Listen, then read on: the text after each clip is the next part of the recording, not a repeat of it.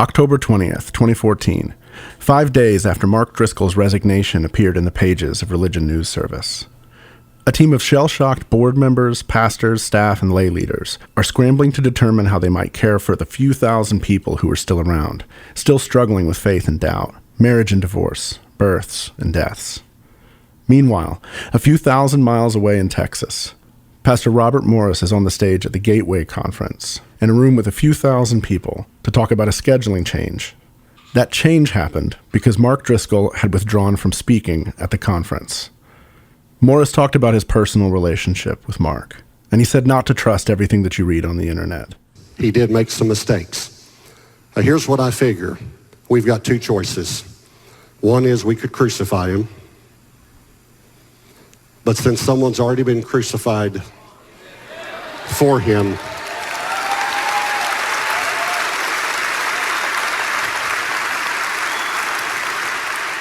the other choice is we could restore him with a spirit of gentleness, considering ourselves, lest we are also tempted.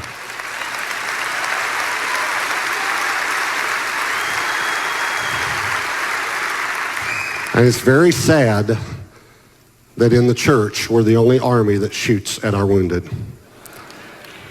And I want you to stop it.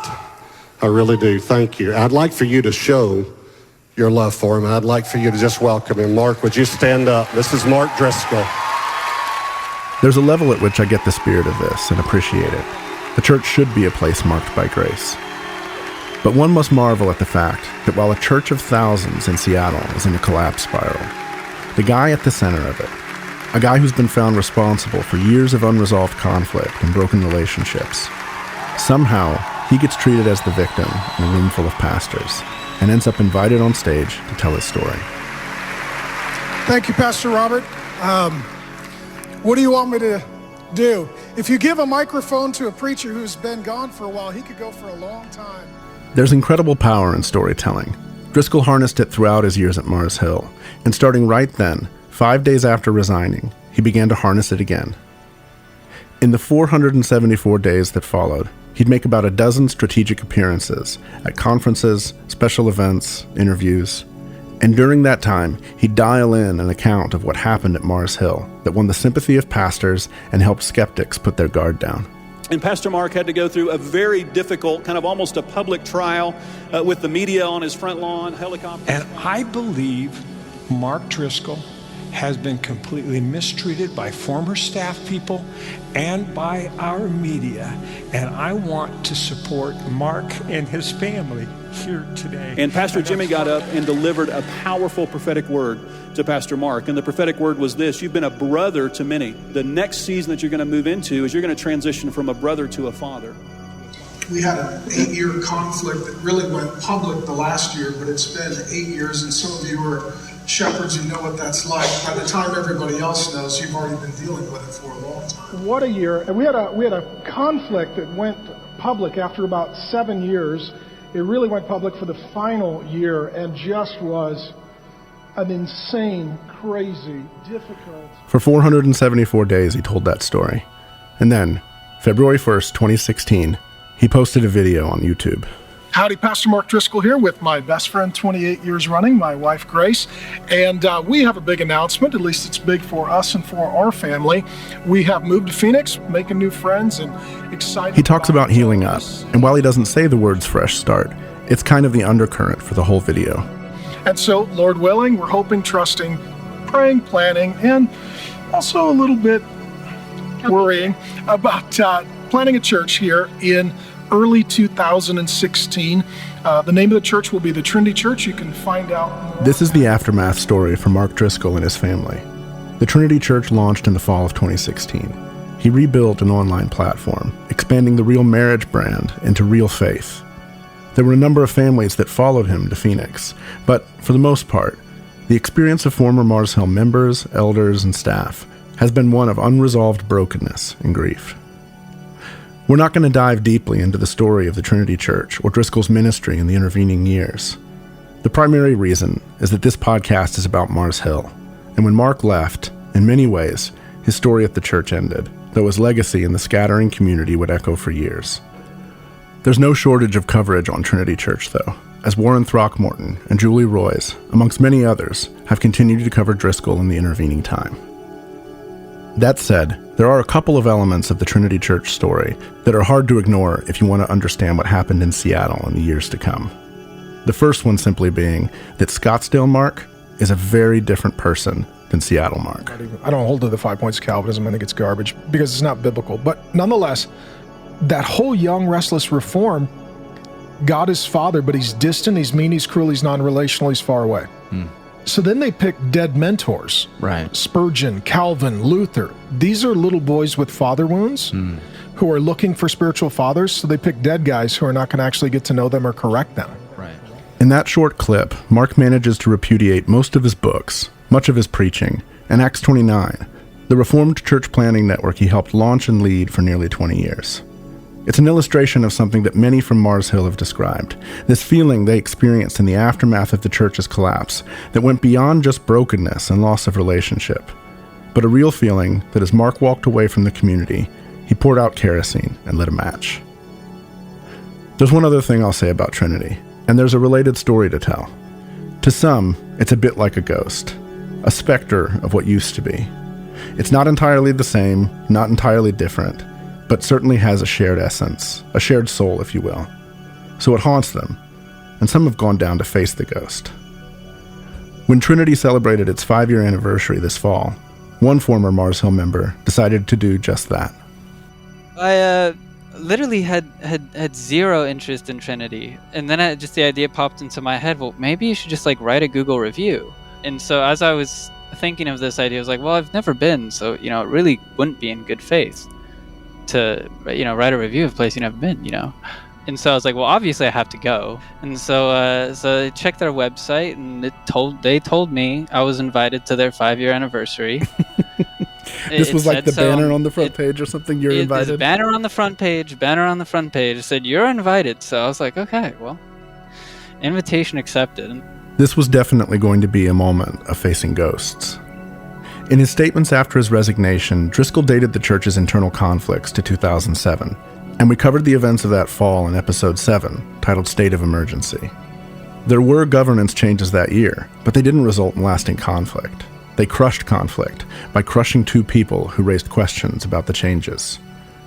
One of those fired pastors was Bentmeyer. The other was Paul Petrie. In continuing his appeals, Paul's conflict with Driscoll and other senior leaders continued to escalate, to the point where, in December, he and his family were kicked out of the church, and the pastors told their members to treat them as unrepentant believers and shun them. For most who loved Mars Hill, the work of making sense of its collapse began in 2014. But for the Myers and the Petries, it began 7 years earlier. The voice you just heard was Benjamin Petrie, Paul's son. He was only 7 years old when these events took place, but his childhood was indelibly marked by them. I had the urge to go and experience what I experienced and what my family experienced. I knew it was going to be a trip in more ways than one. Long before the church closed its doors, his family was living in shadows cast by its ghost. So, in September of this year, in response to a web banner inviting him to an anniversary party at Trinity Church, Benjamin Petrie headed to Scottsdale to look that ghost in the eyes. Yeah, I remember the dark clouds, rain and dust for days on end. Blew all the earth out to California and just left us here with the wind. Desperate times, everybody's part, but it's your own lines you're like to forget. So what you were meets what you've now become. Grins and says, hey, haven't we met? From Christianity Today, this is Mike Cosper, and you're listening to The Rise and Fall of Mars Hill. Our series finale is about what happens after a church that thousands called home came face to face with frailty and failure, and then collapsed overnight. It's about waking up to loss and disillusionment. And still, it's a story about looking in the rubble for the fingerprints of God. A God who wept in the garden and at the grave of a friend, who leaves the 99 for the one, and who promises justice to the wounded and oppressed. Today's episode, episode 12, Aftermath. And I can make you promises if you don't expect too much. Yes, and I will run the distance if you'll please excuse my crutch. And how much of this was meant to be? How much the work of the devil? How far can one man's eyes really see in these days of toil and trouble?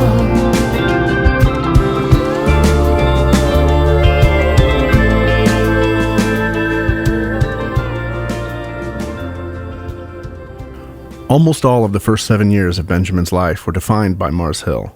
His parents were just so deeply invested. And the pain and shock of 2007, suddenly and irrationally losing your job, your vocation, your community of faith, and most of your friends, affected the entire family for years to come. There's just a lot of passive abandonment. Like, what does that do to your parents? But then how does what happens to your parents get processed from a family perspective? And that type of experience, my type of upbringing, I think is like something that it's very hard to put into words. It was hard for Paul Petrie to put any of this into words too. In fact, it was hard for most people I spoke with to verbalize the kind of wounding that happens in spiritual communities, including counselors. And those wounds can go on to wreak havoc for years. It seems that for Benjamin, because so much of this happened when he was so young, it was almost like there was an empty place in the house, or a missing piece of the family's collective memory that he wanted to see and fill in for himself. I didn't really have any expectations. I had the urge to go and experience what I experienced, and in a way maybe get a glimpse into what my older siblings experienced and what my family experienced, and the type of guy that a lot of people had their spirituality interlocked with. He flew into Phoenix on Sunday morning, September 12th, and ended up attending the 9 and 11 o'clock services. People were very friendly, but there wasn't much about the services that surprised him. Long sermon, loud music, high-dollar production, not Benjamin's cup of tea. But he was there. He was in the room. Paul Petrie told me the story when it happened, and when we got off our call, he sent me a link to where Benjamin had written about it at length on Facebook. What struck me about the whole post, though, was the photograph. He'd taken a selfie in front of Trinity Church, and there was something about it that struck me as meaningful, but it was just a fragment of an idea at the time. It's an interesting photo, and he's an interesting subject. He's tall, 6'2", thin, and has long black hair. Paul had told me that Benjamin had done some modeling as well. So I asked him about the picture and the getup he was wearing when we talked a few weeks later. Yeah, I would say like a mix. I would say kind of like a young Aussie for sure. I've got young Aussie mixed with Clint Eastwood. I had this black cowboy hat on, and I had this black handkerchief on my side, and so I looked like a character. After I interviewed Benjamin, I pulled the photo up again, and when I saw it that second time, I thought about all the Petries had lost over the years, and all the labor of rebuilding their faith, family, and friendships. And the more I thought about it, the more significance I read into that moment. For Benjamin to be standing there outside Trinity Church. It couldn't have been just a prank, even if that had been his intention. It was too loaded with meaning, too informed by years of loss and loneliness, too weighed down by the burden a kid feels when they see their parents suffer. That time, as I looked at the all-black attire, the hat, the scarf, the aviator sunglasses, it felt like he was suiting up.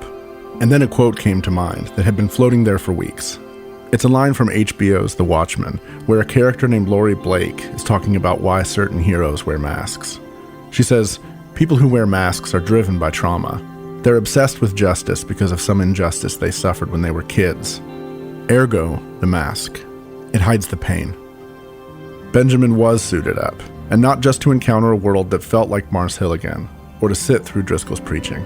The other point that I didn't touch on of going was, to maybe maybe bring some kind of reconciliation between my dad and Mark. So, I guess, there was a part of me that was like, well, maybe I can initiate some kind of phone call between Mark and my dad. And looking back at this, yes, I think it's extremely naive that I thought that. But at the same time, what was the worst that could happen? At the end of the second service, he made his way to the lobby, chatting up people around him, including the security guards. He never gave a fake name or anything like that. There was no guile. Eventually, Mark made his way out there too, to say hello to the people who'd waited to meet him. And then he saw me, and we were shaking hands, and he was like, "Oh, that Benjamin." I don't know if he said that exactly, but that was like the idea. He recognized who I was, and I just told him, "Hey, I came down to see your church."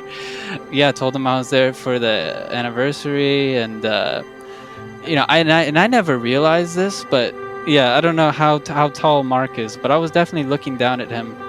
But I was just looking in his eyes, and I just was like, "Hey, there were a lot of things that happened in the past that weren't entirely, but I would say we're largely we're largely influenced by you, and I would just really appreciate if you gave my dad a phone call and just told him you're sorry for a few things that happened." Very, very non-confrontational, but yeah, he got extremely nervous, and I don't think he really knew what to do. He was kind of in shock, and he kept talking with me, and he was like, "Well, your dad, there were some things," and just now looking back at it, I'm not surprised at all, but at the time I was just like, "Are you serious? Come on, man." It wasn't long before Mark was ushered away, and Benjamin headed out too, accompanied by a security guard. When I was leaving, there was a guy who came out with me, and it was the same guy who came in me, and I was just like, "Do you have any family involved here?" And he was like, "Yeah," and I was like, "Well, you might want to think twice about that."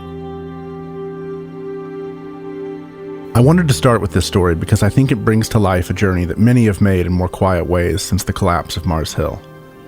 It begins with the discovery that there's something unwelcome in our hearts and minds. Call them shadows or ghosts, or if that scares you, think of them as squirrels in the attic. They might fill you with fear about certain relationships.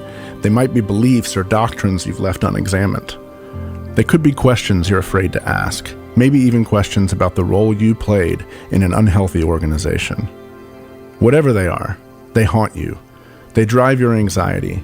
They're unfinished business in the aftermath of the collapse of your community, and the scariest realization is they might have been there for a long, long time.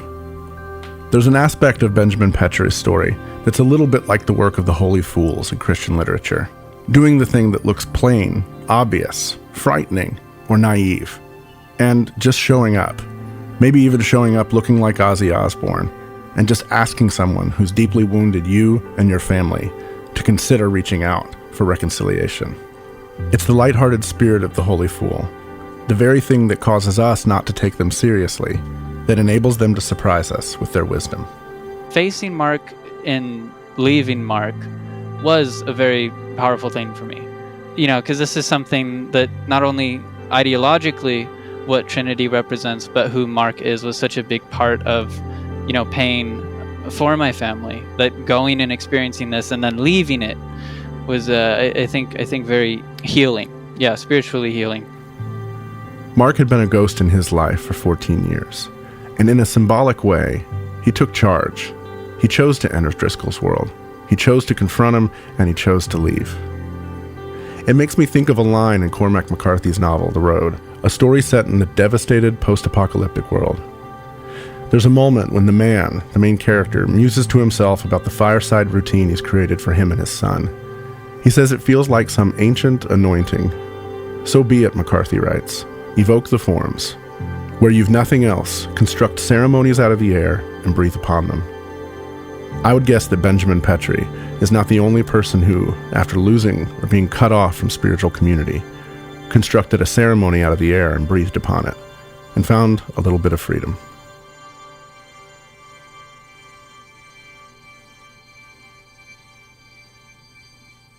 At about the same time that Mark Driscoll was receiving a standing ovation at the Gateway Conference, pastors of the remaining Mars Hill congregations, as well as a number of staff and board members, we're looking at a dire financial situation and determining what came next.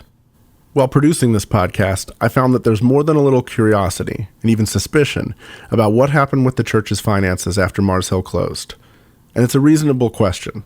Giving in 2013 had amounted to $20 million. So when the church shut down, what happened to all the money and the property? This brings us to a subject that may leave some at the edge of their seats, but certainly won't everybody. So let's talk about accounting and real estate, and we'll do what we can to keep it interesting. The decision was made to launch 11 of the sites as church plants, but it wasn't like the board could hand out churches like Oprah Winfrey.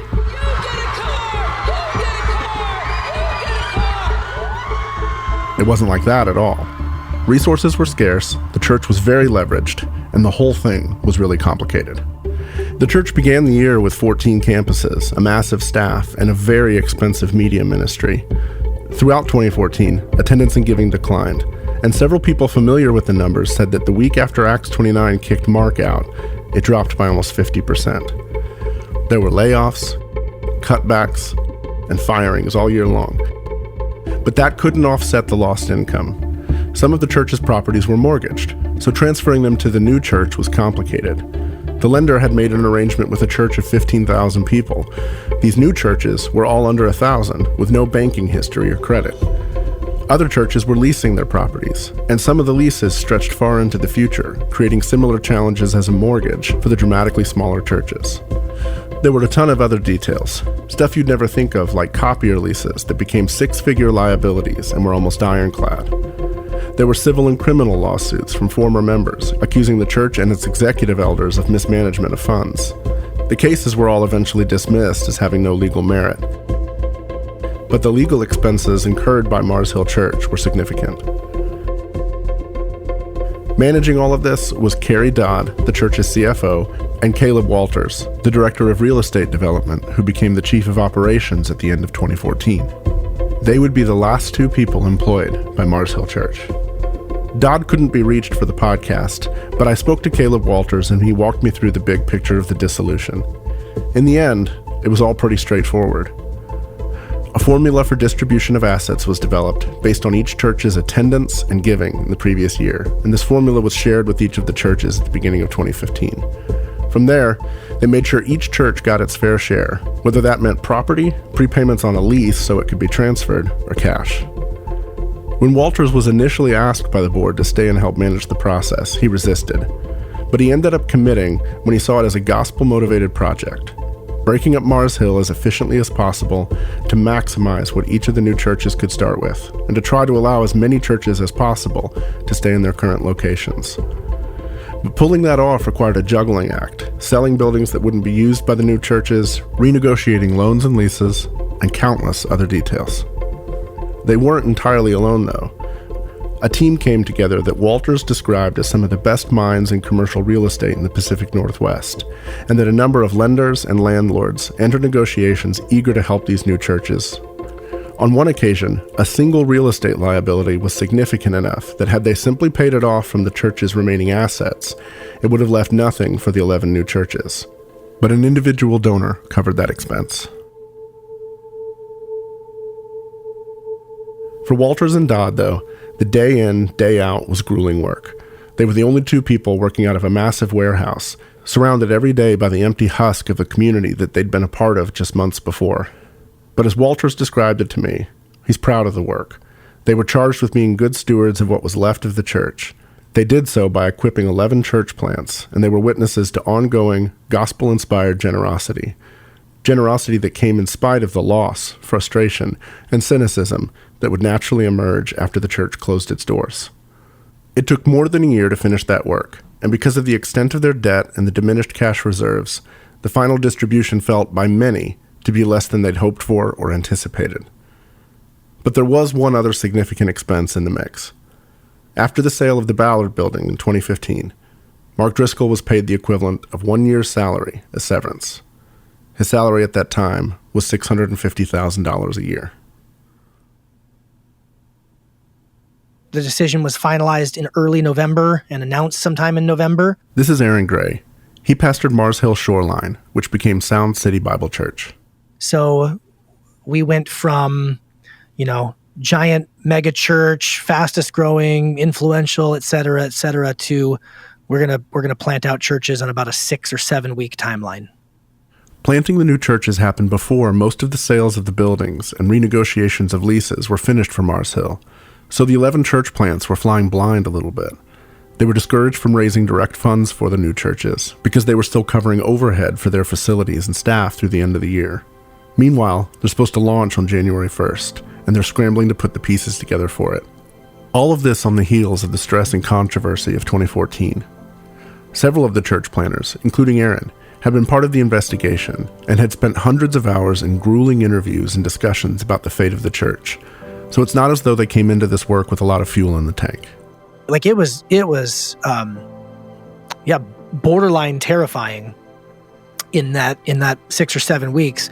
But again, the pace was so fast, I don't even think I had time to be terrified. It's like, all right, how do I file nonprofit paperwork with the state of Washington? How do we get set up with an accounting company? Who's going to be on the team? Who's going to do this or that? What's the name of the church itself going to be? All that sort of stuff was, again, a frenzied pace, already being exhausted, already being depleted in many ways. And now it's like, well, let's launch out. There was excitement around it. There was invigoration around it because, doing a new thing is exciting oftentimes, but it was pretty wild. Of the 11 churches started in January 2015, 9 of them are still in existence, including Sound City Bible Church. 2 of them eventually merged with other churches. One of many interesting stories is what happened with Mars Hill Spokane, pastored by Miles Rohde. In 2014, it was basically just a core group, and by many accounts should have shut down. But there was a desire on the part of many to try and make it work and keep it alive. And 2 of the closed campuses eventually sent over audio equipment and kids' ministry supplies to help it get off the ground. They had a shell of a building and enough money for a few months' operating expenses. And when that ran out, 3 of the former Mars Hill churches committed to supporting them and did so for 2 years. They'll celebrate 7 years together as a church in January. Those 11 weren't the only ones to come out of Mars Hill, though. Several of the pastors who left earlier, having resigned or been fired for raising concerns, ended up planting without any support from the closing church. Nick Bogardus left in 2013 and planted Cross of Christ in Orange County, where he served until January of 2021, when pressures from the COVID pandemic led he and some other pastors in the area to merge their churches, and he stepped away. Tim Gatos planted A Seattle Church in 2014 and pastored there with Tyler Gorsline until 2019, when he left to start a nonprofit called Together Washington. Ryan Welsh, one of the Noble Nine who wrote a letter in August 2014, planted Redeemer Eastside with Gary Shavey. Drew Hensley, who was the only campus pastor to sign the letter from the Noble Nine, planted Redemption Church with another signatory of that letter, Ryan Kearns. Here's Ryan Kearns. Just imagine if there's like a massive earthquake inside of an area, and then afterward you just have a bunch of people walking around disoriented. And so here was a spiritual earthquake where a church just came crumbling down, and then you've got 10 to 15,000 people walking around just disoriented, trying to figure out what's happening. And so I felt like it was our job to stay. In some ways, I'd been a part of the end of Mars Hill, and we named the church Redemption because probably the biggest lie and the most felt thing that people had at the end was that God was done with Seattle, that there were never going to be better days for the gospel in Seattle. I mean, I really sensed that defeatedness. And so it was just a chance for us to remember that God's still going to do redemption. He's still going to redeem people. He's still going to change lives. We can mourn what was lost, but we can also realize that God's not done, that God still loves this place and he still loves us as a people. Yeah, we came to a place where both of our families, we said we believe we should stay. That's Drew Hensley. Not in a savior mentality of like, we need to save these people who don't have a church anymore. But we had built up a crazy amount of relationships, and there was still a gap in Seattle for gospel-centered churches. I don't think there's ever going to be too many gospel-centered churches in Seattle. We knew we were going to be in some ways a bit of a triage center for the first several months, if not year, if not more, for people who needed to walk out some healing and restoration and reestablishment of faith, and then taking some of our past experience and not throwing the baby out with the bathwater. It's like, no, we're still reformed, gospel-centered. This is what we believe. But we, started I guess the church officially started like January of 2015. Along with people like Drew and Ryan, there were others who found themselves flying without a net after leaving Mars Hill, and those stories go back for several years. Some of these people had been at the church since they were fresh out of college, some even younger, and they either didn't have much on their resume or hadn't been working anywhere else for a long, long time. It meant their whole career was tied up at Mars Hill. Some of the pastors had networks in ministry that led to other work. Some didn't. Some were so burned out that they just wanted out. Mike Anderson and Jesse Bryan had worked in media and communications, and neither had any desire to go to work for another church. Here's Mike Anderson.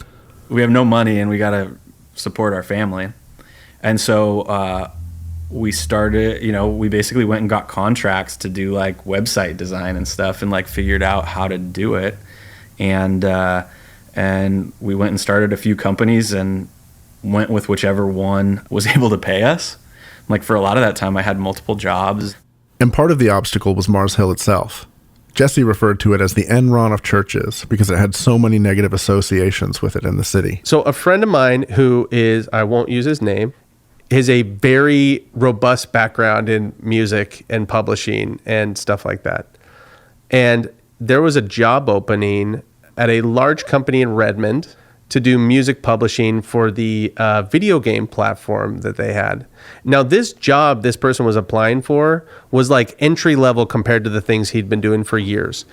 When he came into the meeting with the person doing the interview, the person looked at his resume and said, MH Music? And he's like, yeah, because he didn't want to put Mars Hill Music. He put MH Music, and he goes, is that Mars Hill Music? And the guy said, yes.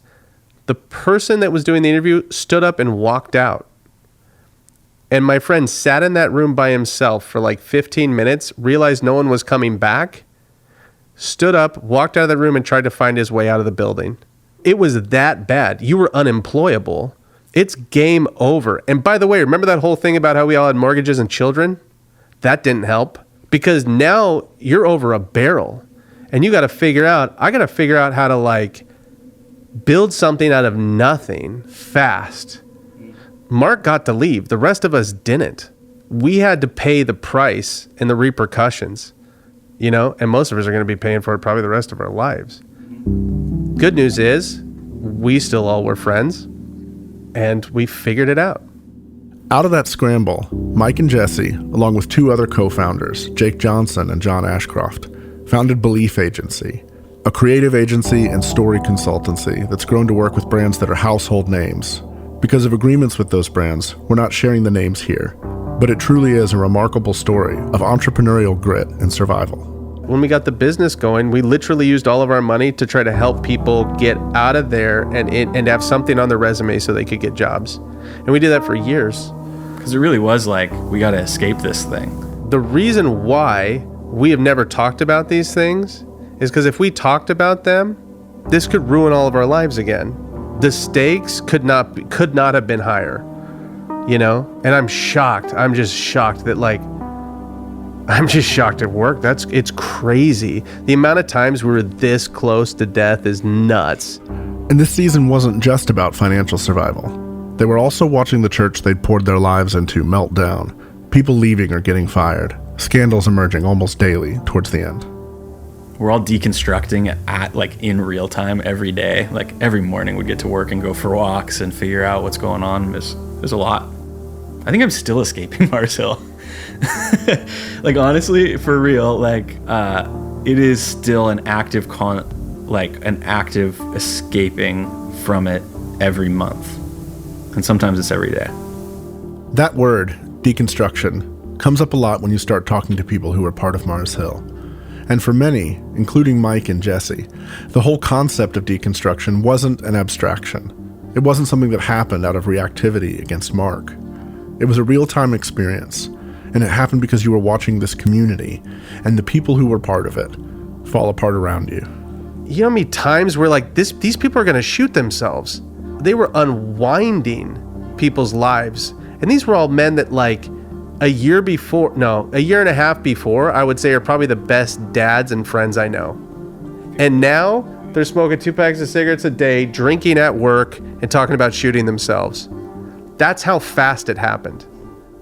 They were beautiful people, and they were absolutely wrecked. Absolutely.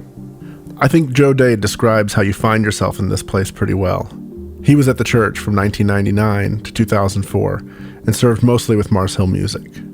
I was coming to see that I had been involved in a toxic culture for a very long period of time. I couldn't untangle like the theology, the methods, and even like just the whole outlook on like mission and church was all tangled up within that. And it was really hard to know what was what. And so that basically started the process for me of really like, okay, I'm starting to go through a deep faith crisis.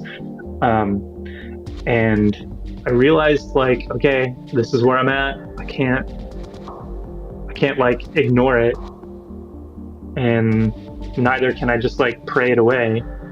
So yeah, started going through some counseling, which has been great. A lot of deconstruction today, trying to like, I mean, in the end of it, like, I think there's so much bullshit in evangelicalism. I think that we're getting so many things backwards. But for me, what I look at is I bring it back to Christ.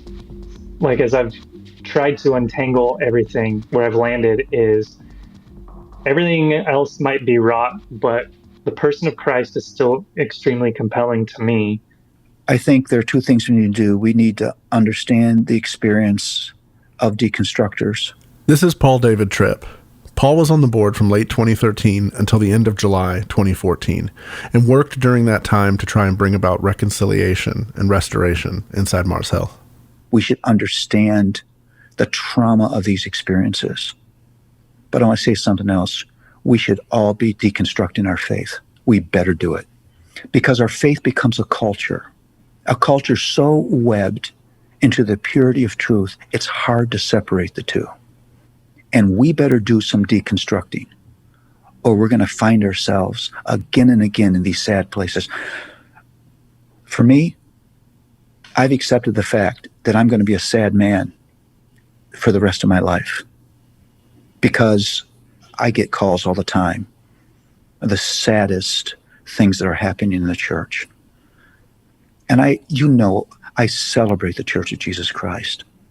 I celebrate the places where it's a city on a hill that cannot be hidden. I love the gospel. I have no other wisdom than that. But I'm sad for the church. And I'm sad we've become so loyal to this culture, we're afraid to deconstruct in places where it's lost its way, it's harmful, it's producing things that allow the world to mock and cause young people to walk away, and leaders not to be rescued from themselves, and ministries explode. And so there is a devastating humility that comes when you're willing to deconstruct something you've given your life to. I mean that in the positive sense. I'm not talking about apostasy here, but willing to step back and say, where do we just need to take this apart, abandon our loyalty, stand with courage and say, this is not good enough. There's a question that started to take shape for me late last fall when I was only a few months into researching and interviewing for this podcast. And it's related to what Paul is saying here. As I've said before, I was at just the right age and at the right place in life to encounter Driscoll just as he was hitting his cultural moment. In the years that followed, Driscoll made his way from this guy on the fringes, a guy who was too much of a fundamentalist to be emergent and too edgy and vulgar to be an evangelical, to a guy who was embraced in the mainstream, especially within New Calvinist circles. And the language that you heard in those circles, more and more over the years, was the language of gospel-centered. In fact, some of the justification for his embrace in those circles was that in spite of his faults, in spite of whatever else went wrong, he preached the gospel, so he was part of the tribe. For me, that idea was baked in. In fact, 20 years ago, when I first encountered him, the talk he gave in an overcrowded breakout at a conference called Solarize was titled simply, The Gospel. In a world that is filled with noise and opinions and conjectures, you're going to have to just grab people by the balls, and you're going to have to swing them around, and you're going to have to get their attention. And you're not going to do that with a film clip. I preach for an hour to an hour and a half. I do it 5 times on Sunday. One of the reasons I'm sick is I blew my voice out on Sunday, yelling at my people. People need preaching. But as I looked back over the past year, looked at what took place in the church, listened to people's stories as they described how their lives were affected by the collapse, and listened to hour upon hour of his preaching and lectures, I began to think more and more about this term, gospel-centered, and even about the idea that Mark preached the gospel. The word gospel simply means good news, and I found myself asking, what was the good news that Mark preached? And those of you men who are here, and your wives are suffering under your folly and failure, shame on you. And shame on you if you say you're a Christian.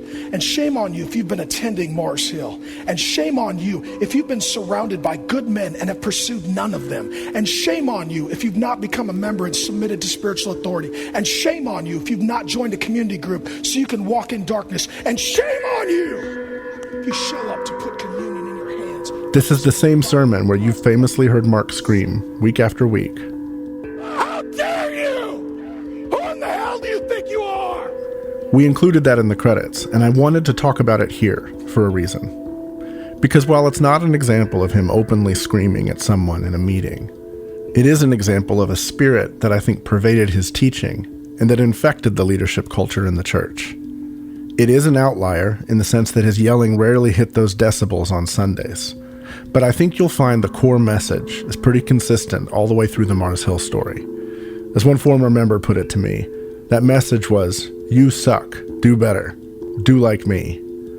There's often an intense emphasis in his preaching on behavior, and this case is a fascinating example because while the anger in one sense has its roots on these comments about men taking advantage of women, he's also just as heavy-handed about the formal membership process of the church, about joining a community group, and about submitting to the elders' authority. And as we covered when we talked about this on a previous episode, he goes on moments later to announce that the church is passing a plate during the service for the very first time, and adds another rebuke and another imperative on the church for their giving.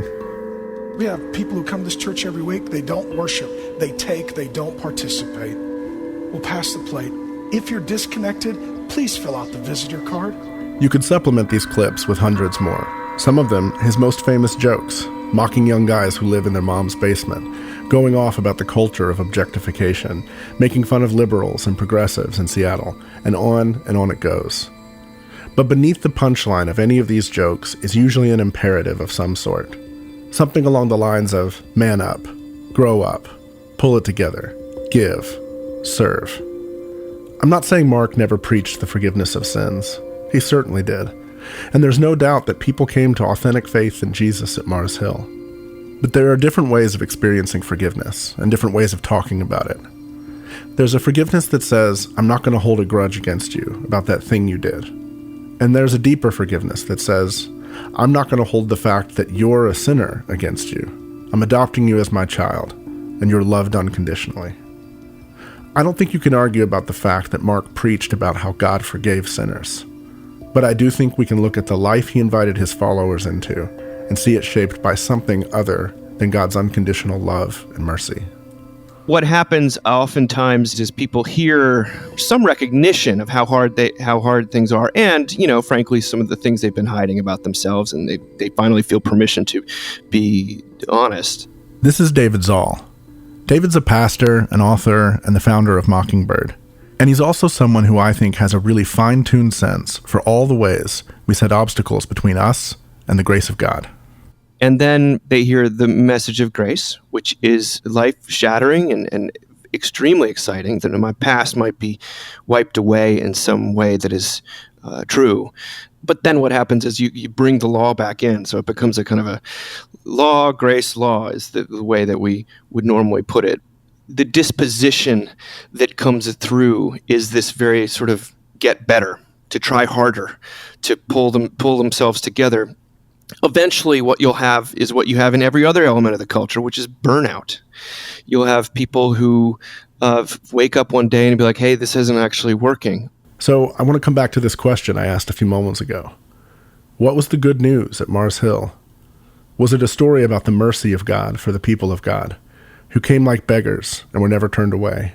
Or was the story being told about a certain way of life that leads to happiness and prosperity? That if you follow this path, a path defined by Mark, defined by gender, of course, that you'll have a happy marriage, obedient children, and a successful career. That as a member of Mars Hill, you were part of a chosen elite, standing in contrast to the city of Seattle. Not only that, standing in contrast to other churches with a weak Jesus or boring pastors or shallow theology or bad music. In Luke 18, Jesus describes two men who come to the temple to pray. One, a Pharisee, the other, a tax collector. The Pharisee thanks God that he's not like other men, adulterers and evildoers, and yes, that tax collector over there. He then adds that he's grateful his spiritual and financial life are both in order. The tax collector stands far off, though. He beats his chest and he just says, "Lord, have mercy on me, a sinner." And Jesus tells his audience that it's the tax collector, not the Pharisee, who walks away justified. It's worth asking, did the good news preached at Mars Hill sound more like the prayer of the Pharisee or the tax collector? Was it more a celebration of God's mercy? Or was it a temple to a certain way of life that wasn't just about living in contrast to the surrounding city, but conquering it? And if it did sound more like the Pharisee, what does that say about the power of that message, the distance it was able to reach, and the power it had in the lives of its people? What does it say about our religious ambitions, our desire to be right, our desire to be on that winning team? Robert Capon once wrote, "We hate this parable because it says plainly that it's the nightmare which is the truth of our condition. We fear the tax collector's acceptance because we know precisely what it means. It means that we'll never be free until we're dead to the whole business of justifying ourselves." If the ultimate message comes across is that you need to be different, and that Christianity is a means to a different end, that it's like personal transformation, then you're just in competition with all sorts of other spiritual products. And I always come back to something. It's like, what can I hear, or what is at church that I can't find anywhere else? Because there's so much competing for our attention. Is it unique in that you've got a Jesus-ified version of do more, be more, self-optimize? Or is it some message about you can't, but God can? I grew up with a picture of Christianity that was very much a hospital, or a hospice. It was very much the place you went when you fell off the bus. And I think maybe it's something American, or maybe it's something just human, but we want to make it into a boot camp for new glory. There's a serious cognitive dissonance when at the center of your faith, and what you see in the liturgy and in the sacraments, is a God who gave up agency, who gave up status, who was crucified, who was executed, who was only influential by lack of his influence. If you look back on the sermons, Mark would typically give a personal example of how he is a husband. And hey, look what, here's what I do. This is Tim Gatos. He served for a number of years as the pastor of Mars Hill downtown. And it would always end with these moral examples of what it looks like and what it should look like in your life. And that just absolutely buried people. Tim admits that he didn't have a keen awareness of this at the time when he was at Mars Hill. But in the months and years afterwards, the experience of that painful exit and the self-doubt and a kind of dark night of the soul that came with it, he had a renewed vision for God's grace, a clarity about what mattered. And in a way that's very similar to what David Zoll describes, he came to see the burden that was being heaped on the members of Mars Hill. We're supposed to be buried because of the law, but then the gospel frees us, right? We're like, oh my goodness. I mean, that's what Paul teaches throughout, his epistles. I'm freed by the gospel. And so we should be freed. But what happened at Mars Hill was that you would come back and you bury people and say, if you're not this kind of husband, if you're not this kind of wife, if you're not this and that. And so you had people who were absolutely just buried and had these chains of the law around them. And the verse that stands out to me that never stood out to me before, but it did after I left, in Galatians, where Paul says, "You began this life in the Spirit. Why are you trying to finish it in the flesh?" And to me, that summarizes Mars Hill. Maybe something that began in the Spirit, perhaps. I think it did. But now you're trying to finish it in the flesh. To me, that was a lot of the distortion of the gospel. And it was burying people and putting them in chains again.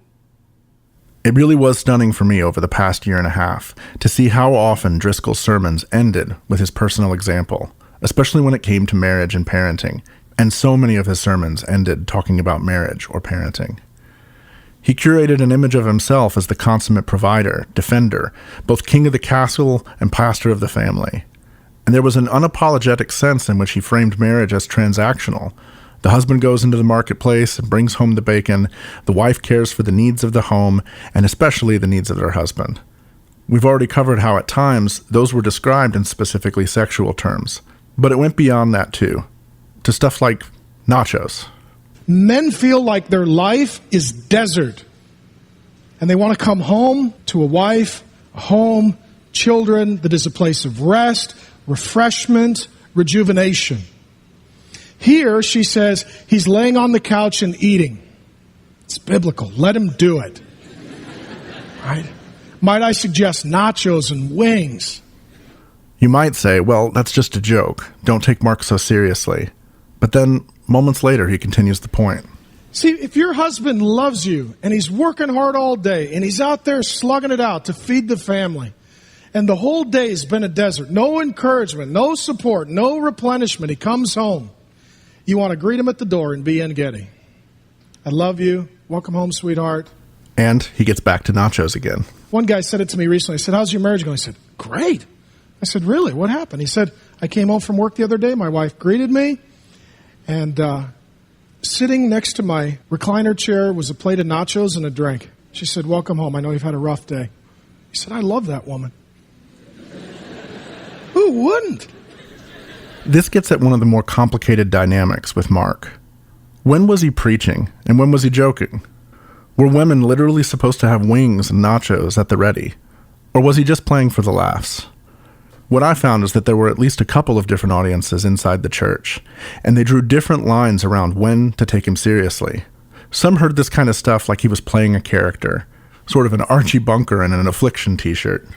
But to make that judgment, you had to have enough context to see past the Bible and the pulpit and the national platform and the dozens of elders who lined up to follow him and the countless others who were trying to remake themselves and their homes in his image. The more they took it literally, the more potential for damage emerged. So in 2008, came into the church at 23 years old. This is Michelle, but that's not her real name. At her request, we're holding that back. She came to the church with a strong religious background, and that shaped the way she received many of the messages. What attracted her and her ex-husband, though, was what attracted a lot of people to the church.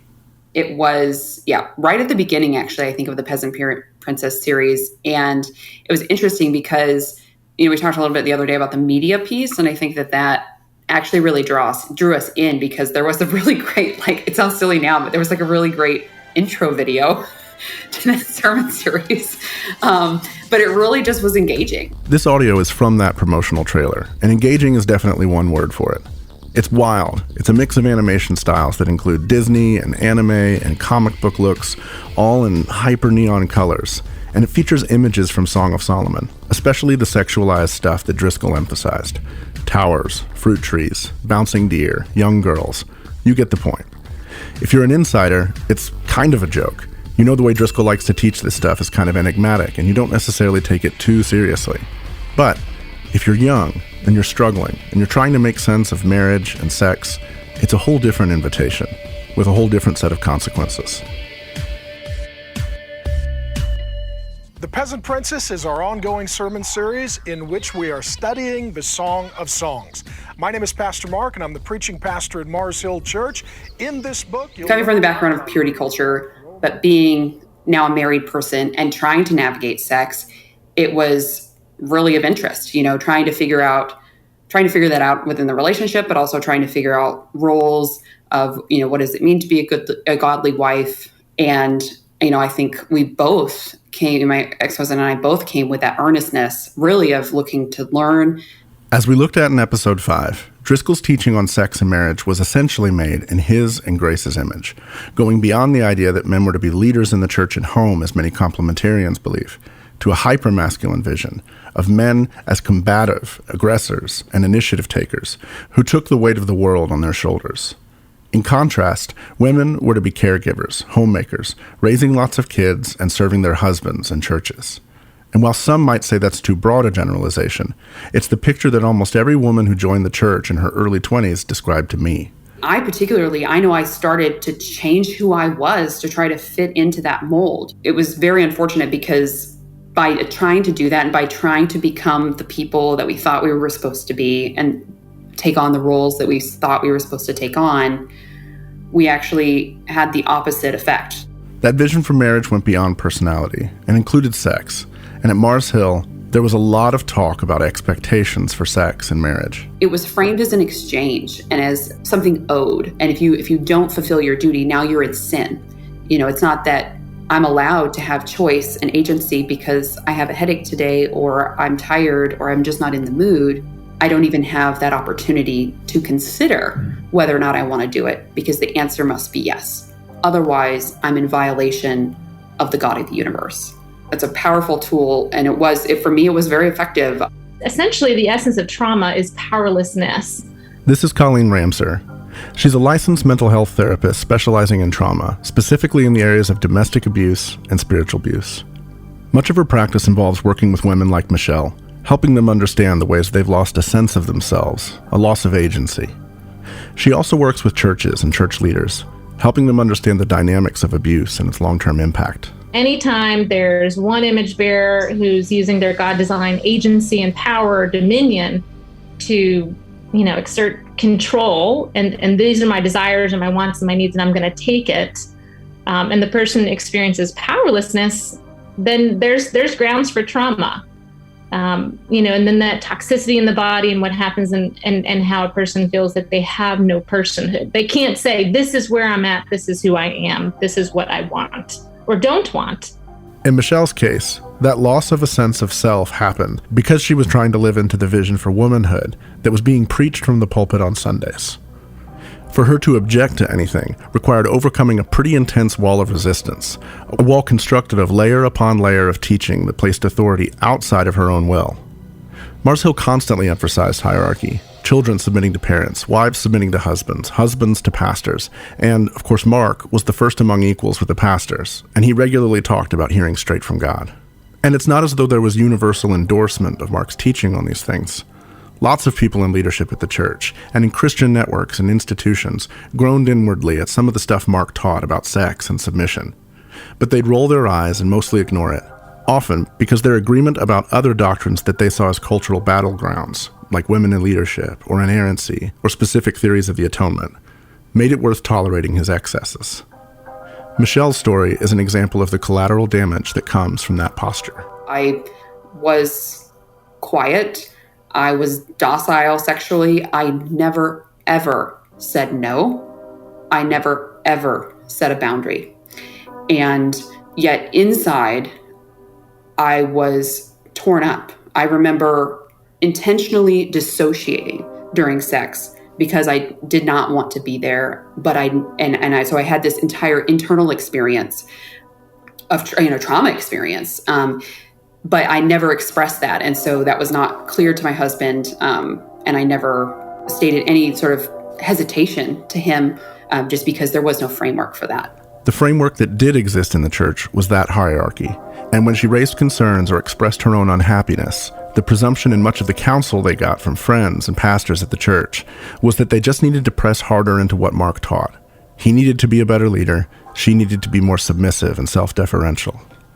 At the heart of this, though, isn't just an attitude that privileged men when it came to sexual wants and needs, though that was certainly the case. There was a deeper issue, I believe, and it had implications beyond marriage, too. Here's Driscoll in a sermon titled Covenant and Headship. What I'm going to ask you to do today is to assume that you've been lied to and at least give me the benefit of the doubt.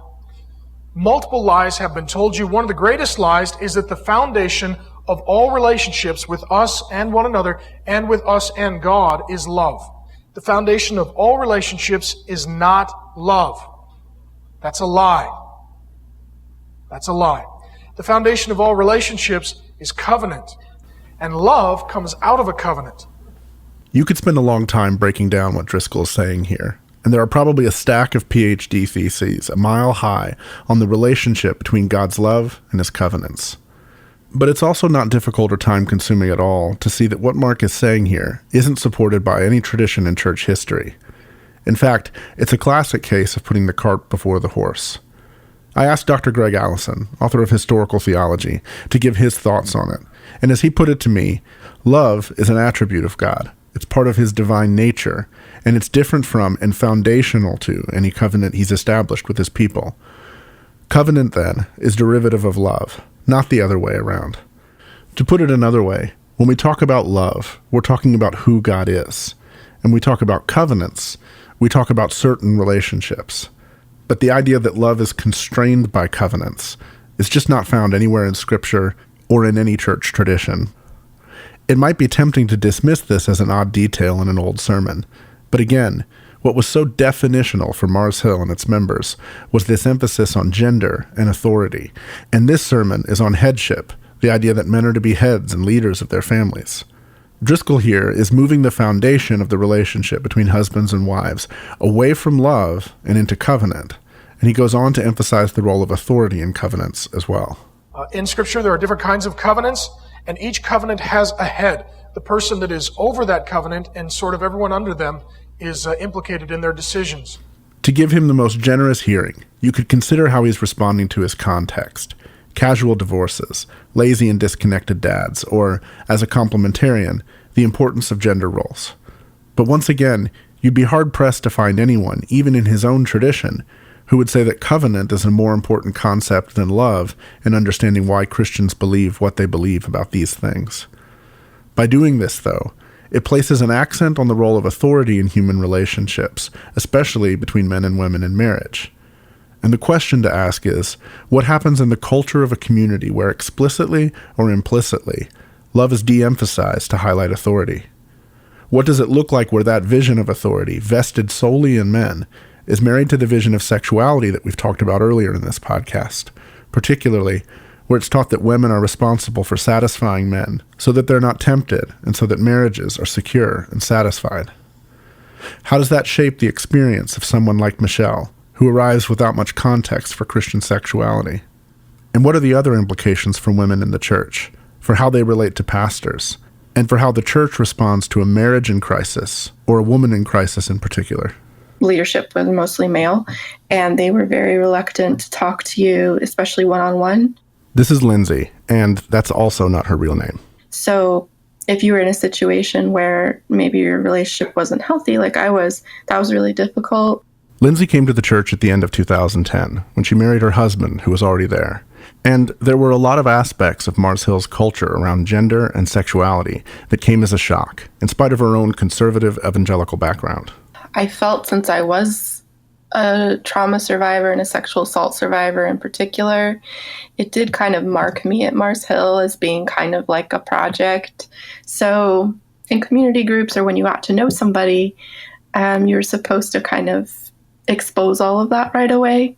And I think it became a form of trauma bonding at times, because you were either confessing a sexual sin or you were confessing, the way Mark would phrase it was sins you've done or sins done against you. And I would have people fully confess to me, like the first time I was hanging out with them, all their sexual sins, and say like, well, you're in my community and this is what I'm supposed to do. And I was kind of like, I thought we were getting coffee, And so This part of Lindsay's story is important to take note of for a few reasons. As I've said already, it fits a pattern others have described of these high-pressure environments, which often have the reverse effect of what's intended, making people in the room with traumatic histories feel less safe. Second, I think it's illustrative of a broader phenomenon in the church, one that I don't think is unique. It's a posture that assumes that the church can and should handle anything. That might be coming from a very sincere place and a real desire to help. It might also be coming from hubris or a desire for power. But in any case, when you begin to handle people's deepest wounds, you're playing with fire. Lindsay felt right away that it wasn't a safe place for someone with her history, and that feeling only intensified when things turned out tragic in her marriage. So the first time he was physically abusive to me was he ended up, throwing me in a way where I wasn't sure I was going to be able to get back up. And so it was pretty extreme, and he went immediately to the elders before anything else. And they called me, they asked if I would be willing to come to the church and have a conversation. And kind of the way that a lot of Mars Hill structure is that as long as you were confessing, you were repentant, you were open about what had happened, and able to take kind of the difficult questions and the kind of grilling that the Mars Hill leadership would give you, especially the man, the husband, then you were considered to be repentant. And my husband was very willing to do that. He went there first, he confessed, we sat down, had this counseling session, and then my role was to accept his repentance and move forward from there. The problem is, I don't think Mars Hill leadership had really been trained to look at these types of patterns, and that kind of pattern in domestic violence is pretty common. You would have big emotional reaction, you would confess, you'd say you're never going to do it again, and then there's a cycle. I spoke with a number of pastors at Mars Hill about Lindsay's story, and there was a general consensus that this sort of thing did happen.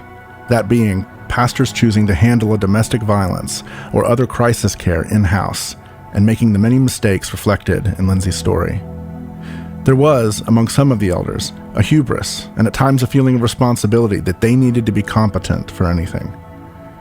Over time, elders like Mike Wilkerson and Phil Smith implemented crisis care protocol that in a case like this would have automatically triggered them to call the police and arrange for separation of the abused from the abuser.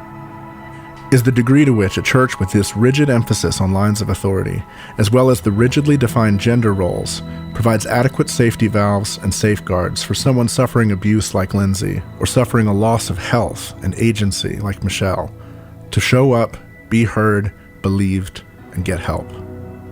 For Lindsay, the answer was no, even when circumstances took her to another campus with different pastors.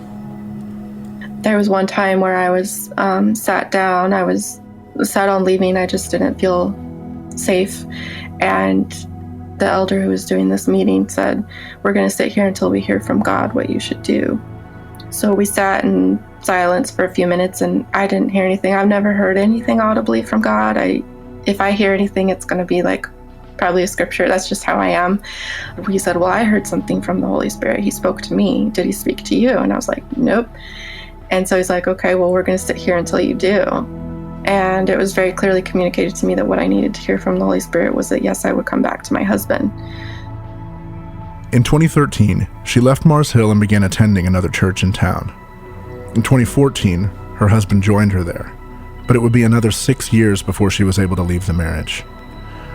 She told me that looking back, she holds no anger at the pastors who tried to care for her at the time.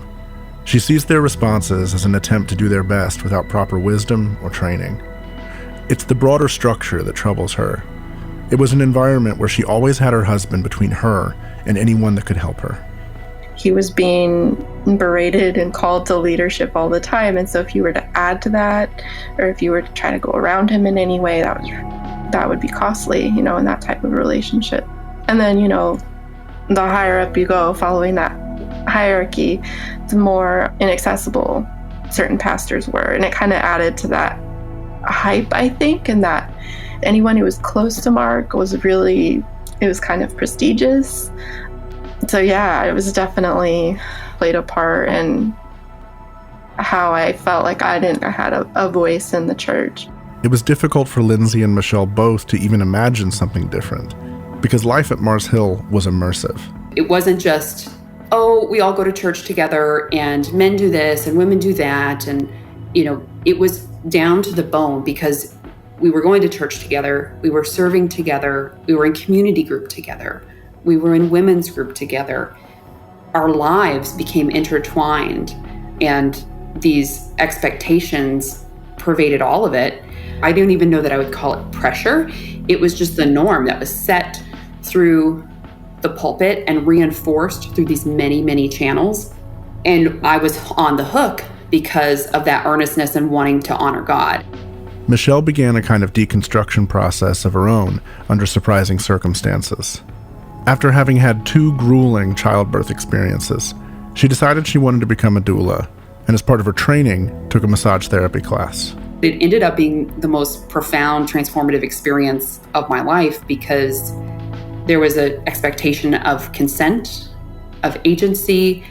And so if I had someone's hands on me because they were performing a massage, I could ask them to stop and they would stop immediately. If I asked them for deeper pressure or lighter pressure, they accommodated me. And I had never in my life experienced touch in such a respectful and consent-based way. And so with that, I began to question. I began to realize, wow, what I had experienced before, I did not consent to that, even though I didn't say no. There wasn't a full sense of agency and ability, and that consent, and then any boundaries that were expressed, being honored. I began to kind of integrate those experiences and started asking questions and started being vocal. And I started having discussions with my husband and say, hey, this is what I'm experiencing. This doesn't seem right to me. Can we talk about it? And at that time, it actually wasn't at all geared around sexuality. It was geared around mental health because my experiences with postpartum depression were severe and ongoing. And that was not welcome in the relationship. And it wasn't really welcome in that church context either. When I began the process of speaking out and starting to separate and leave that relationship, I did not have the support of the people of the church we went to, and I didn't have the support of our friends that I still had from Mars Hill. So I had one friend who was with me from beginning to end in my marriage, who saw me through everything, and I had her support. She was a Mars Hill person.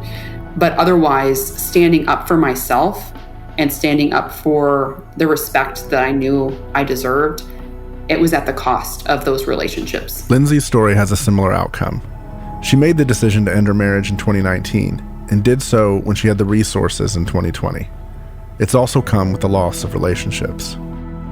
When she and I first spoke, she said something, almost as an aside, that I think was a key insight. There was kind of this underlying current that was hard to pinpoint at first. Even if he was preaching on passages that were kind of like about Jesus being a shepherd, which is a very gentle thing, there was this angst to it, And so the way I saw that kind of translate to my husband was he definitely started to become more and more like Mark Driscoll. And I noticed that in a lot of staff too. Even if their inclination maybe was to be more gentle, they would be called to lead their households, called to lead the church, to show this more aggressive side, and that was considered to be a leader. A lot of really good people who became involved with Mars Hill because they really wanted to serve God, and what was hard was seeing them kind of become angrier and harsher towards friends and family. And for me, Mark was only one person, but it was everyone that kind of enforced what he was saying that was the most damaging from my perspective. Because the things that happened within the church were from, campus pastors and then the whole hierarchy down is definitely a replication of that model. And it was intended to be that way. Mark wanted to train young men and harness that energy, and he did. But he also harnessed a lot of the anger and that kind of aggression that he was encouraging. Experiences and observations like this should invite us to circle back and ask again, what was the good news here? What role did anger play in shaping that message or contorting it? How did it shape the way people at the church saw Jesus? And on that last question, we don't have to wonder about which Jesus Driscoll got excited to preach about. He gets a snapshot. The curtain is pulled back. And behold, a white horse. I love this. How many of you grew up watching Westerns? The good guy always rides the white horse. It's biblical. The one sitting on it is called faithful and true, and in righteousness he judges and makes war. You know, Jesus will never take a beating again. That was a one-shot deal. For salvation, that is not an ongoing job for Jesus to take a beating. His eyes are like a flame of fire. I just love this. This is ultimate fighter Christ. A hip-hop buddy of mine calls it Thug Jesus. This was a picture of Jesus that he often talked about in sermons, lectures, books, and interviews. He made fun of the way others worshiped what he called a Richard Simmons hippie queer Christ, and he said he'd never worship someone he thought he could beat up. But I have to admit that when I hear this, I think of a scene in the movie Talladega Nights, where Ricky Bobby sits at the dinner table with his teammate and his family, talking about why he likes praying to baby Jesus. It starts an argument. His wife and father-in-law think it's weird and want him to pray to adult Jesus. His teammate chimes in and says he likes to pray to a Jesus in a tuxedo t-shirt because he likes a Jesus that likes to party. And his son likes a ninja Jesus who fights off samurai. One would hope that the absurdity of Ricky Bobby would help to scare any sensible person off of identifying with such a weirdly specific Jesus. But beyond his own identification, I think it reveals a lot about what Mark thought was necessary for achieving his goal of reaching and inspiring young men. As we've covered before, he believed reaching them would open the door to reaching anyone else. It's interesting to me that in the same sermon where Driscoll gets so excited about this version of Jesus, he has an aside where he says that the church shouldn't look like this, that we're supposed to look like Jesus' earthly ministry and not Revelation 19. And yet, inside Mars Hill, war was the defining theme of its mission. Media and preaching was the air war. Community groups and counseling and care was the ground war. They didn't take retreats. They went on advances. They didn't train church planters at conferences. They held boot camps. Privately, Driscoll used the same language. You were to sleep with your boots on. Part of your job description was often referred to as your range of fire. Lots of organizations adopt military language, but something more was happening here. Those images and metaphors got married to another theme in Mars Hill's life, the state of emergency brought on by the need for evangelism outside the church and the rapid growth that was happening inside the church. And so it took on a heightened intensity. They weren't metaphors anymore. The war was truly life and death, or more than that, it was eternal life and death. And the closer you got to the center of the organization, the more real that felt. It added an intensity to relationships that I can't deny was powerful. This is Nate Burke, Mark's executive assistant, who also was kind of a chief of staff. I think I told you this recently, but listening to the podcast has made some other things feel very dull lately. It reminded me of that feeling of being on all the time. Like if I need a dose of something, like call Jesse up and be like, yo man, what the f? And but there's so many people that just get burned in that paradigm. And like I said, I think in the previous interview I think Sun Tzu in The Art of War actually says no country benefits from protracted warfare. Here's Jesse Bryan. We do a community group, and everybody, we called it like the sin hunting thing, where like you would go in and you'd be like, oh shit, it's Tuesday night. And you would sit there for like 2 hours and get grilled on everything. That was what it was like. You know what I'm saying? Now, I think a lot of that was under the guise of like, well, young men need that. A lot of Driscoll's national platform and recognition came specifically because of his ability to connect with young men. On the local level, you'd find older men and women who joined the church because they'd watched their son's faith take root there for the first time.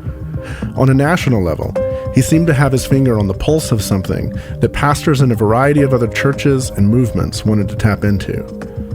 But there's an irony at the core of this success. He'd often talk about how he wanted to call these men to mission and purpose in a way that was sort of the virtuous mirror image to that of cults, mobs, and terrorist groups. And while there are lots of men whose lives and families were shaped for the better by the call to responsibility and leadership they heard at Mars Hill, the truth is, the closer you got to the core of leadership at the church, the more mob-like and cult-like it felt. What ties these together, though, isn't just that they're driven by a sense of purpose. It's that they're driven by a sense of loyalty to a charismatic individual. This is something Chuck DeGroat has written about extensively, including in his book, When Narcissism Comes to Church. What we're seeing, I think, today in our world as people sort of gather around particular people, particular movements, and attach themselves to it for a sense of power. I feel small. I feel insignificant. I feel like I'm lacking. I don't feel like people are taking my story seriously. I feel like I'm the forgotten man. But when I attach myself to the movement, to the figure, now I feel strong. I feel large. I feel important. I found it interesting to talk to different people about this theme, and by and large, it fit. Young men who found their way into Mars Hill, especially in those early years, often came without a clear picture of who they were going to be. Even someone like Jesse Bryan, who'd had a lot of career success for a guy in his early 20s, found something in the vision of the church and in Mark that he felt like he was missing. I remember when I directed my first feature, I remember having to do it by 26, because I think Kubrick was 26 when he directed his first film, and it was something like that, and going like, okay, I did that, and I felt worse because now I knew for a fact that if I do that thing I thought I want to do, that I wouldn't feel any better. Like I think Rick Rubin said something like, it's hard to get really depressed until your dreams come true. So the Mars thing was the idea that you could still feel connected to something meaningful that's bigger than yourself, and you don't have to become the thing that you thought you would hate if you became it, which is pretty much Ned Flanders or something like that. There's also something really appealing, because when you're a young man especially, very few people actually challenge you, because usually they don't know what to do with you. And so they avoid you, or they try to be really nice to you because they're hoping that, like, I don't know. And then you have somebody who challenges you and is like, hey, stop being stupid. Put your pants on. Get your shit together. Stop being so selfish. And then you start doing those things and you start going, I feel better about myself. That's what we see in contexts where cult leaders, terrorist leaders recruit young men, for a particular kind of cause. I'm not trying to paint him as a terrorist leader, but there's a certain psychology there where it makes a whole lot of sense. And when you find guys like that, really young, eager guys, man, they will do things for you. I mean, they'll go to the ends of the earth for you, right? And it does sort of feel like a crusader mentality, like we're at war. You're really preying on the insecurities of young men who are longing to be plugged into something, who are longing for a larger story. Well, I'll give you the larger story. I am the larger story, and we're going to change the world together, We have to ask then what the formative effect of living under this kind of pressure was. What happens to the soul when it's living under 24/7 wartime conditions? Lindsay observed it as an undercurrent of anger. So what are the other places that it manifests? Levi called me one morning and he's like, hey, my dad is trying to fly out of Albuquerque. He's trying to get to California. He's at the airport. He's messed up. He's smashing things at the airport. Can you help me? This is Donovan Medina, who was one of the pastors at Mars Hill, Albuquerque. The Levi he's referring to is Levi McAllister, a member at the church who's also a recording artist that performs under the name Levi the Poet. You'll hear from him in a moment. After getting that call, Donovan grabbed another pastor from the church and drove to the airport to meet Levi and pick up his dad.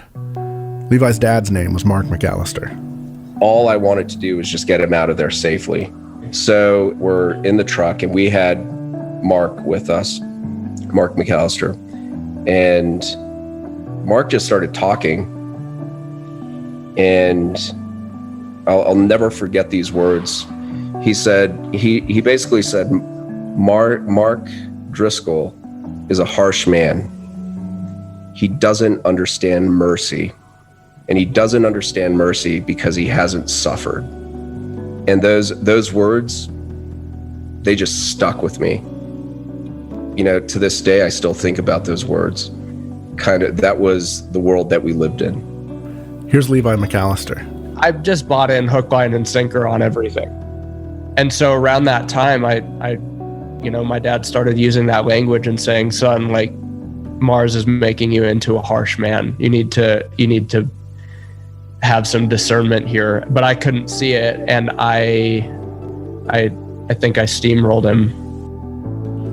Mark McAllister had suffered from mental illness for a long time, and Levi's time at Mars Hill had shaped a posture of aggression in him that made him inclined to take his dad's struggles head on. some of our, interventions with him, they ended up sounding more kind of like sin hunting, like in a redemption group type of setting. In hindsight, I really view that as that lack of grace. So back on that day Donovan is describing, they picked Mark McAllister up at the airport and headed to the church, determined once again to take the initiative and try to do something to help.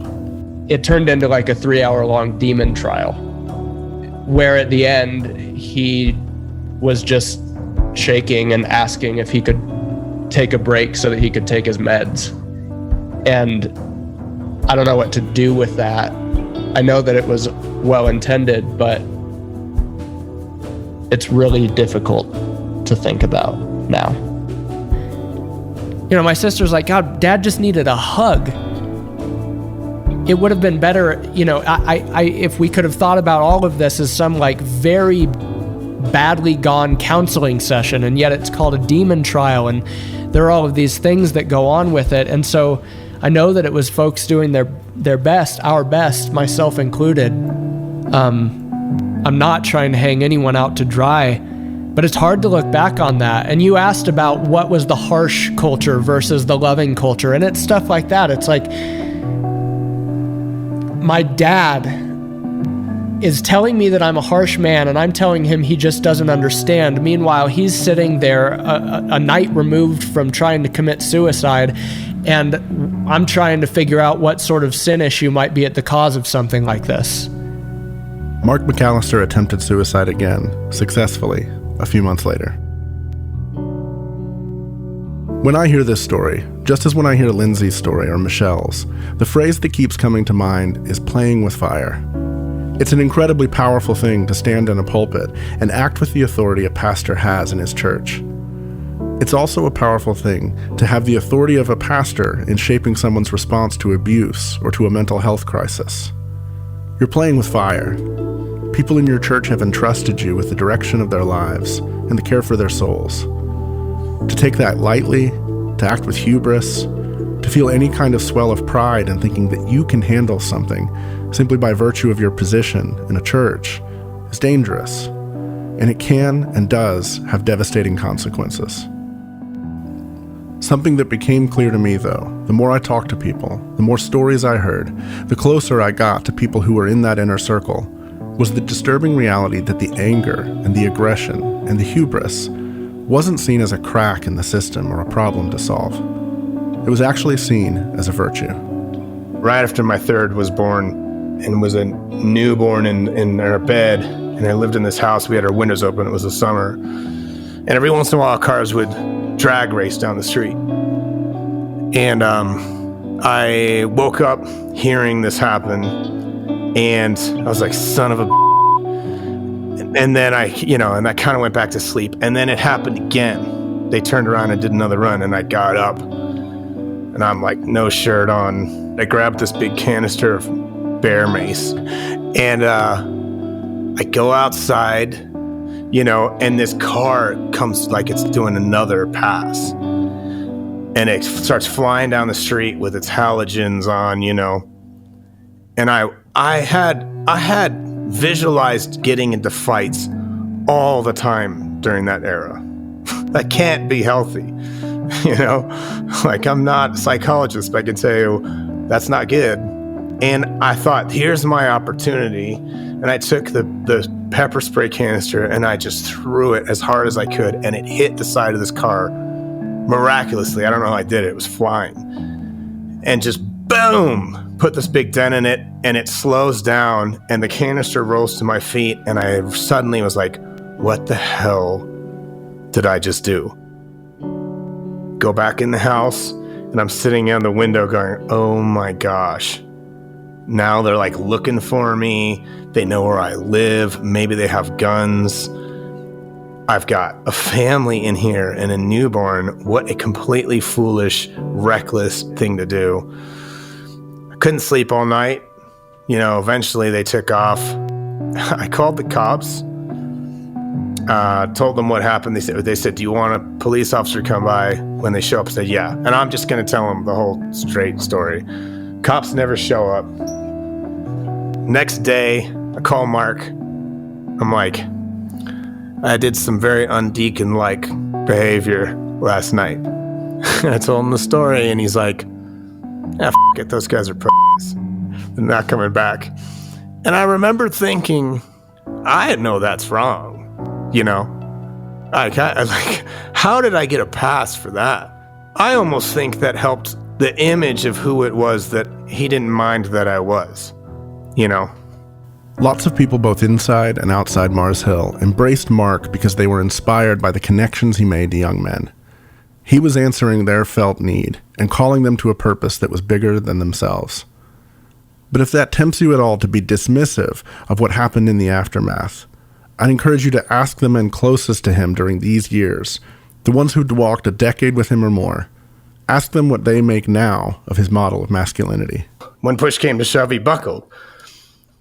It's just like that that Monty Python thing of, when danger reared its ugly head, he bravely turned his back and fled. Sir Robin ran away. Like that's like at the end of the day, all that fight talk, it's nonsense. It's nonsense. We'll be right back.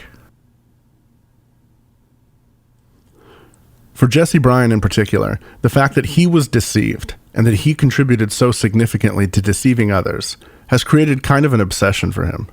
It's like when you watch these shows about other either just straight up cults or cult of personality or what do you want to call it, where you go like, oh my gosh, just watch the hoops that they jump through to justify stuff. And I watch them and I go like, oh man, I've been there.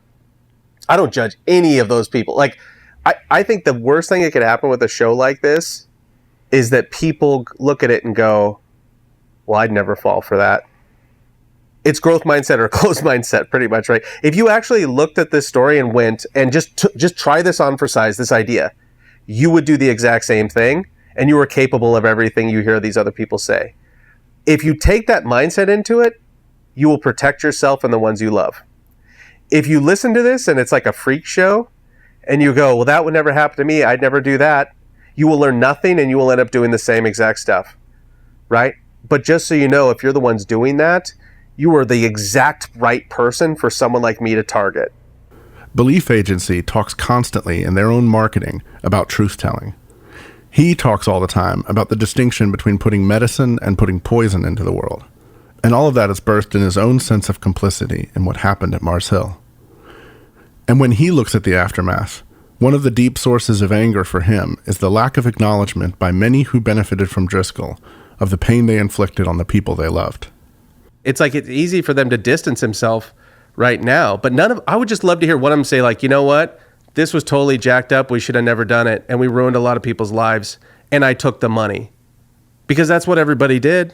We all did that. And we felt good about it because at the end of the day, we had numbers we can look at and feel good about it. Now, when you see the amount of lives we destroyed, it's staggering. It's absolutely staggering. Our city is cratered. You know how many friends I pulled into this garbage? It's nuts. And that actually brings me to the other temptation that I think we need to resist when it comes to the Mars Hill story. The urge to either look away or to look for a bow to put on the ending. We want the satisfaction of being able to say, look at what happened later. Look at all God did. Look at how things turned out for the best for so many people. And there are definitely threads of this story where that is the case. But again, the closer you got to the center of Mars Hill, the more invested you were, the more a true believer you were, the more pain you saw and experienced for yourself. Here's Mike Anderson again.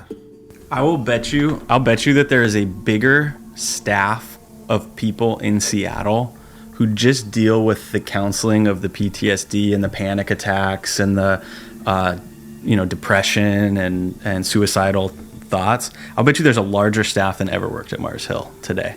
100%. Helping to deal with the damage. I still deal with this. The other night after listening to the 4th podcast, I was on vacation and I broke down crying in the middle of a restaurant.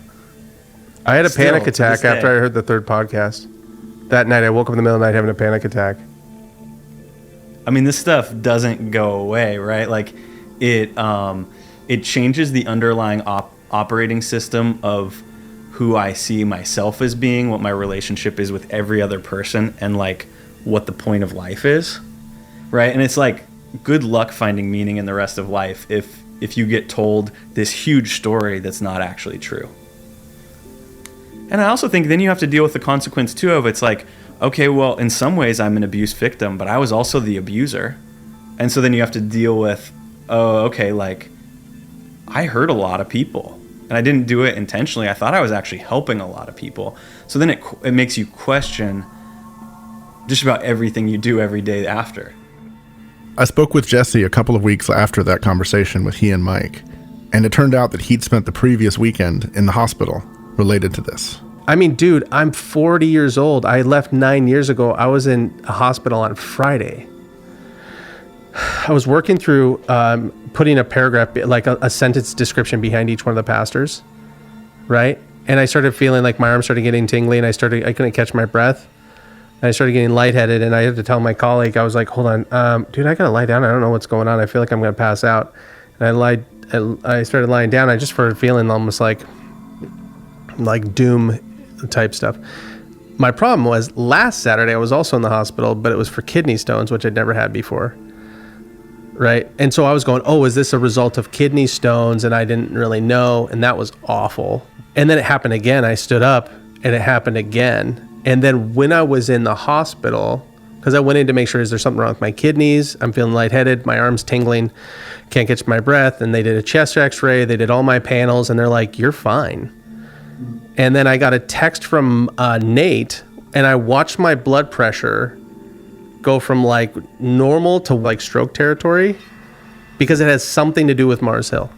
And you go like, that was 9 years ago. So if somebody says, oh, it's too bad it was we went to a dysfunctional church, I would say, really, is that what this looks like? Like, does this look like a fender bender to anybody else? It doesn't look like one to me. Here's Chuck DeGroat again. We used to talk about trauma as happening in extreme circumstances. And now we know that there's really very real chronic trauma that comes from serving within systems like this that get lodged in people's bodies. So much so that, you served on a staff like this and you didn't really think it had an impact on you. But 2 years later, you find yourself in my office talking about a little bit of depression and a little bit of anxiety and a little too much alcohol. And by the way, I have these constant headaches and I never get more than 4 hours of sleep at night. And I'll say, well, that's trauma. And they'll say, well, what would I have to be traumatized about? And then we'll get back into their story and we'll start to connect the dots and they'll say, oh, so that was the toll of the day in, day out work alongside a narcissistic leader. I didn't know how much I was storing up in my body. I didn't know how much I was repressing. We go into survival mode, but our bodies can only take it for so long. Many people talk to me about their own processes of healing and recovery, which were often preceded by long seasons of anxiety, depression, and struggling relationships. The fact is that they were immersed in a world like this for a long time, and healing up takes a long time too. Here's Colleen Ramser again. Recovery really, I think a lot of it looks like in the beginning, not pressuring them to have a relationship with God.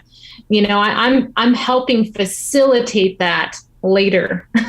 They have to have a relationship with their own body first. In a lot of ways, is the way it feels. But then also to come to terms and to face the reality of what they lived and grieving that. And for some of them, having that view of God based on these traumas within the church or from pastors or a very, quote, godly husband, their view of God is like, heck no, I don't want anything to do with God.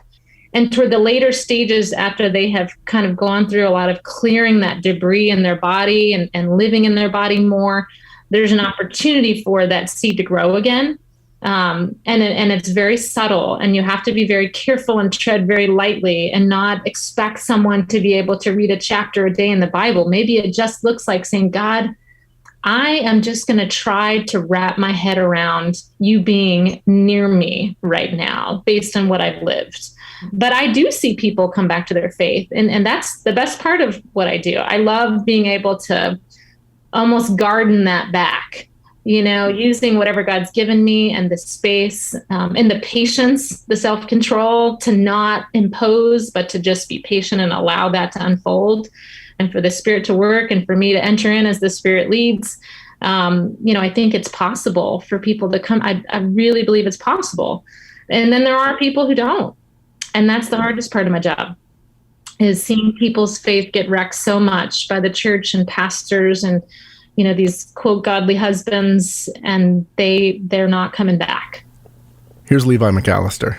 I'll be honest with you. I'm having a harder and harder time calling Mars Hill anything but a cult. One of the hardest parts about that familial nature, which I know more than I have talked about with you, is the way that Mark, self-identified as our dad. The church is his daughters, the men his sons.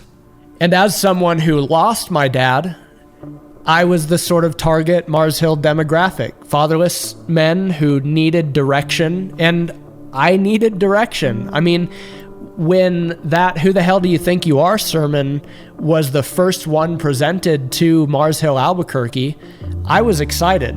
I took the beating as though it was conviction. And it's hard now to look at that and then think, man, you don't get to self-identify as someone's dad. That's not like a father isn't an identity that you can ascribe to yourself. If young and fatherless men want to bestow that honor upon you, fantastic, but that's not what happened. And then you left just like their dads did, just like my dad did. And there are moments in the therapy that I've done since where I sometimes feel ashamed for feeling as though, God, sometimes I wonder if this all was more traumatic than the loss that I went through with my actual dad. I mean, sometimes it can feel like that, because similar to my real father's own story, who came from a very broken home and found family in the church, when he was hurt by it, it was so much more difficult, because it was like, well, these are the people of God. I thought that I was the orphan invited into the family. And now the family is being dismantled by the dad again. When I hear people urge us to talk about all the good that came out of Mars Hill, asking why we can't just focus on the redemptive aspects of this story, I want to invite them to sit with Levi, or Mike Anderson, or Lindsay, or Michelle, and ask them the same question. I want to remind them that Jesus leaves the 99 for the one, which means that these stories of loss and disorientation and shattered faith matter just as much as the encouraging stories we can tell about the churches planted in the aftermath. And sometimes, to be honest, if I'm in a particularly dark mood, I'll tell them that they sound like Job's friends and encourage them to talk less, join those who are sitting in the ashes, and just weep. Similarly, I've heard lots of people make comparisons between Driscoll and people like Martin Luther, historic and controversial figures who, as the logic goes, had to break some eggs to make some omelets. So, yes, let's stick with Luther. And I'll agree, Luther was bombastic. He was a fighter. There are certainly things about Luther that are worthy of critique. But at the end of the day, do we think that Luther and Driscoll were fighting for the same cause? Luther's sense of being embattled wasn't imaginary. He was never far from a gallows and a mob who'd have loved to string him up on it. And he wasn't fighting to preserve his empire and his power, but to unchain the gospel and the word of God so that it could be freely shared in the church. And if we want to take Luther a step further, look at the first of his 95 Theses, where he wrote, "Our Lord and Master Jesus Christ, when he said, 'Do sincerely repent,' willed that the whole life of believers should be repentance." If that value, that all of life was repentance, had been embodied at Mars Hill, there would be so much less pain today than there is now. Let's go one step further with Luther, and let's talk about his theology of the cross, where he argued that God always accomplishes his purposes in ways that subvert expectations, and that look like failure and foolishness. The Savior of the world didn't come on a thundercloud surrounded with an army. He came as a helpless baby. He didn't ride into Jerusalem on a horse like a conquering hero. He came on a donkey, a parody of those more familiar expressions of power. The cross itself appears to the world as the apparent victory of evil over good, and yet it was God's way of doing the exact opposite. So yes, let's talk about Luther, He was loud and bombastic, but he risked his life to loosen the chains of grace, to broaden access to the gospel message, and to rebuke a world that thought that accumulating power was a means by which God would ever accomplish his ends.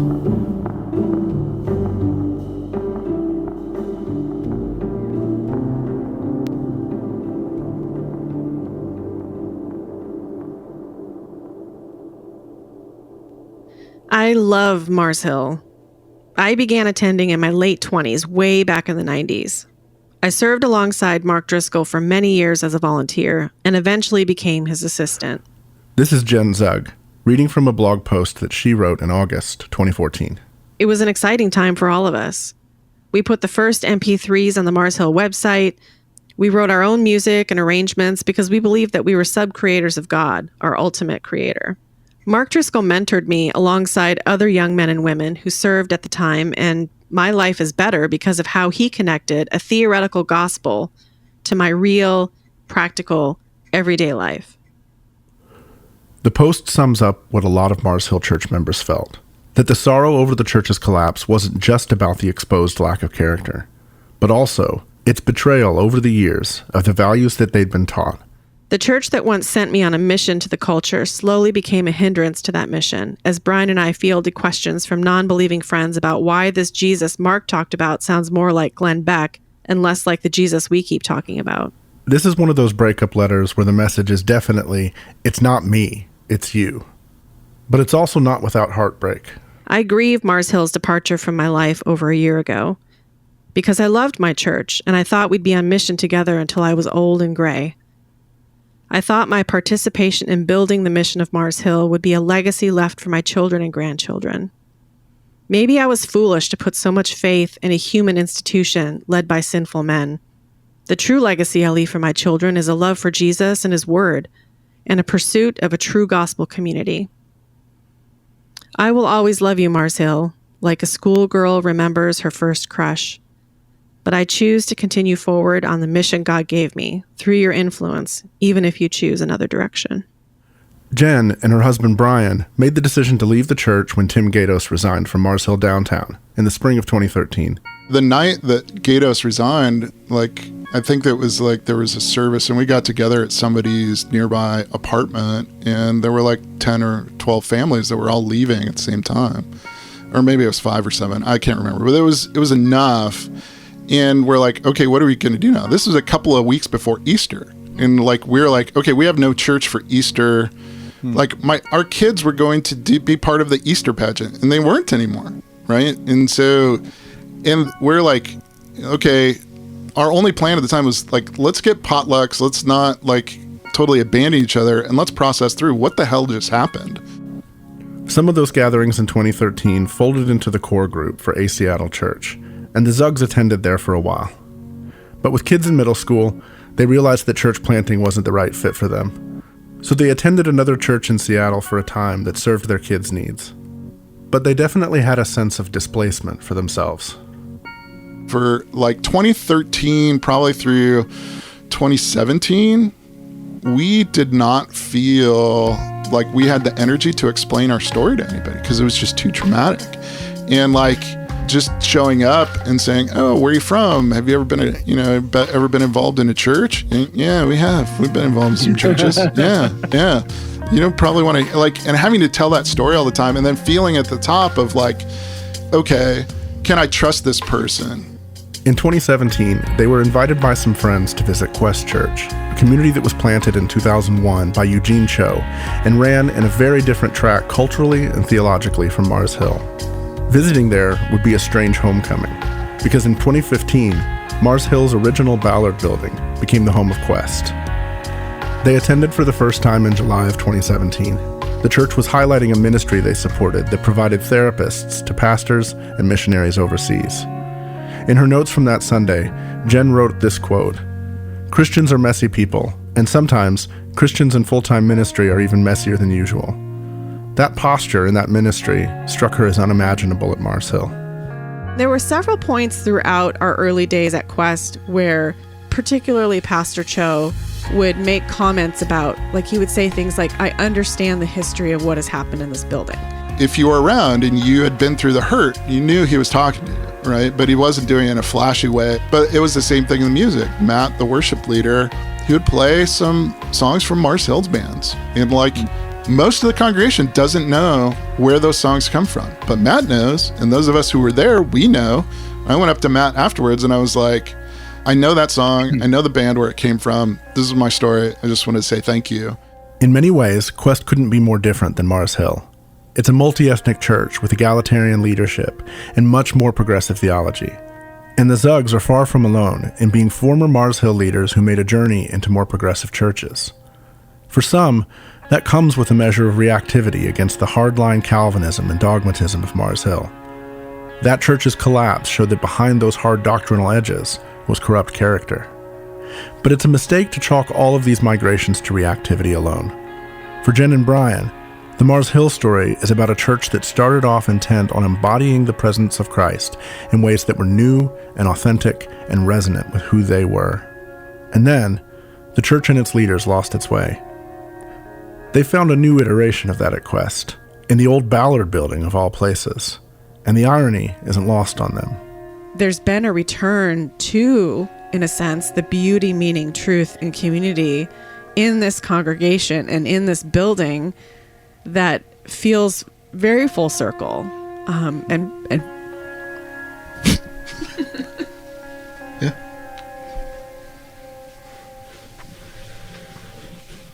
Back to where we began.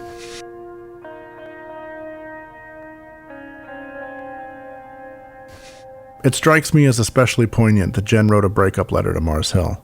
The genre itself tells the tale. Mars Hill broke her heart. For some, the years after Mars Hill have been a strange reckoning, an unraveling even, where they've had to make sense of the pain they experienced as well as the pain they inflicted. Tim Smith was the pastor of Mars Hill, Portland when the doors closed. He transitioned the campus, planting Trinity Church, in 2015, and pastored there until 2018, when Trinity merged with another church called Door of Hope. He was a pastor on staff there until about 9 months ago, and now he finds himself asking a lot of big questions. The last time I attended a church that I wasn't on staff at, I was 23, and it was half my life ago.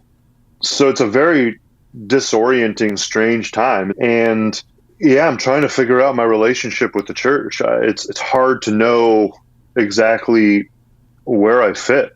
I don't know whether in this time I'm preparing to be a pastor again, or whether out of repentance in some way I should walk away from ministry for the rest of my life. And I go back and forth in those two ideas pretty regularly, sometimes multiple times a day. I asked him to elaborate on that last thought. What made him think he might be disqualified? There's one specific situation that I think back on often. And without going into too many specifics, it was a conversation I was in with a leader at Mars Hill, Portland. And we were scheduling a meeting with some other leaders at some point.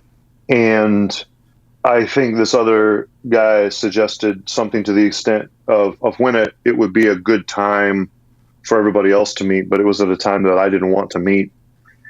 And I remember responding to him and saying, well, I'm not going to meet then. And he's like, well, that's best for them. And I said, what's best for me is what's best for the church. And I haven't talked about that publicly. You know, sometimes we say things in a conversation that you may or may not like truly fully believe down to your core. But that's kind of splitting hairs. I said it nonetheless. And I think back on that often as just representative of the extent to which I internalized this mindset that Mark had that became so pervasive in Mars Hill. And the friends that I have shared that with have gone long and hard to reassure me that that's not exactly who I am. They didn't see me that way then. They don't see me that way now. And I appreciate that. But the bottom line is I still said that and I still felt that way. And that to me is like representative of a whole bunch of other things I did over time, to where I did take on way too much of this arrogance. And I'm so ashamed that I said that. And I'm so ashamed of how I internalized that. I'm so ashamed of how wrongly I found my value and worth in my position at the church in a way that came out in so much pride and arrogance. Still question what my part in the rest of it was, how deeply that has marked me, and whether it disqualifies me from being in leadership in a healthy way. If I end up walking away from church leadership and such, I think that will be part of it. For quite a few former Mars Hill pastors, there was a kind of cloud around them, an uncertainty about if they could trust themselves, an ambiguity about where they stood with each other. Joel Brown was one of the pastors to ride things out to the very end, and went on to serve in one of the 11 churches planted out of Mars Hill. I connected with kind of an old acquaintance when I moved back to West Seattle last year, and he's a pastor at an Anglican church here. And we were talking, and we were just talking about the collapse of Mars Hill and stuff like that. And he goes, and I was talking mostly about all the terrible things, probably partially because of the shame, because I was afraid of what he's going to think of me, because I hadn't talked to him since all that had happened. And he goes, yeah, well, that stuff's true. And you need to look at all the mess and really reckon with it and face it. And at the same time, he goes, some of our most committed and invested people in our church came from Mars Hill, from the fallout of Mars Hill. It's also taken significant work to get the old Mars Hill pastors into the rooms together to talk about what happened and why.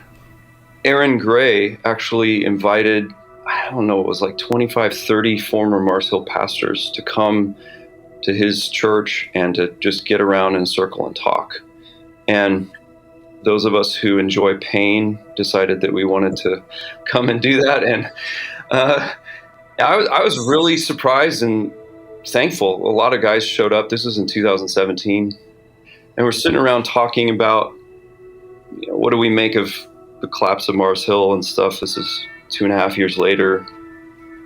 And it was so cool to see the conversation eventually lead to one kind of group of pastors saying, I'm sorry I judged you guys for staying. And then another group of pastors saying, I'm sorry I judged you guys for leaving.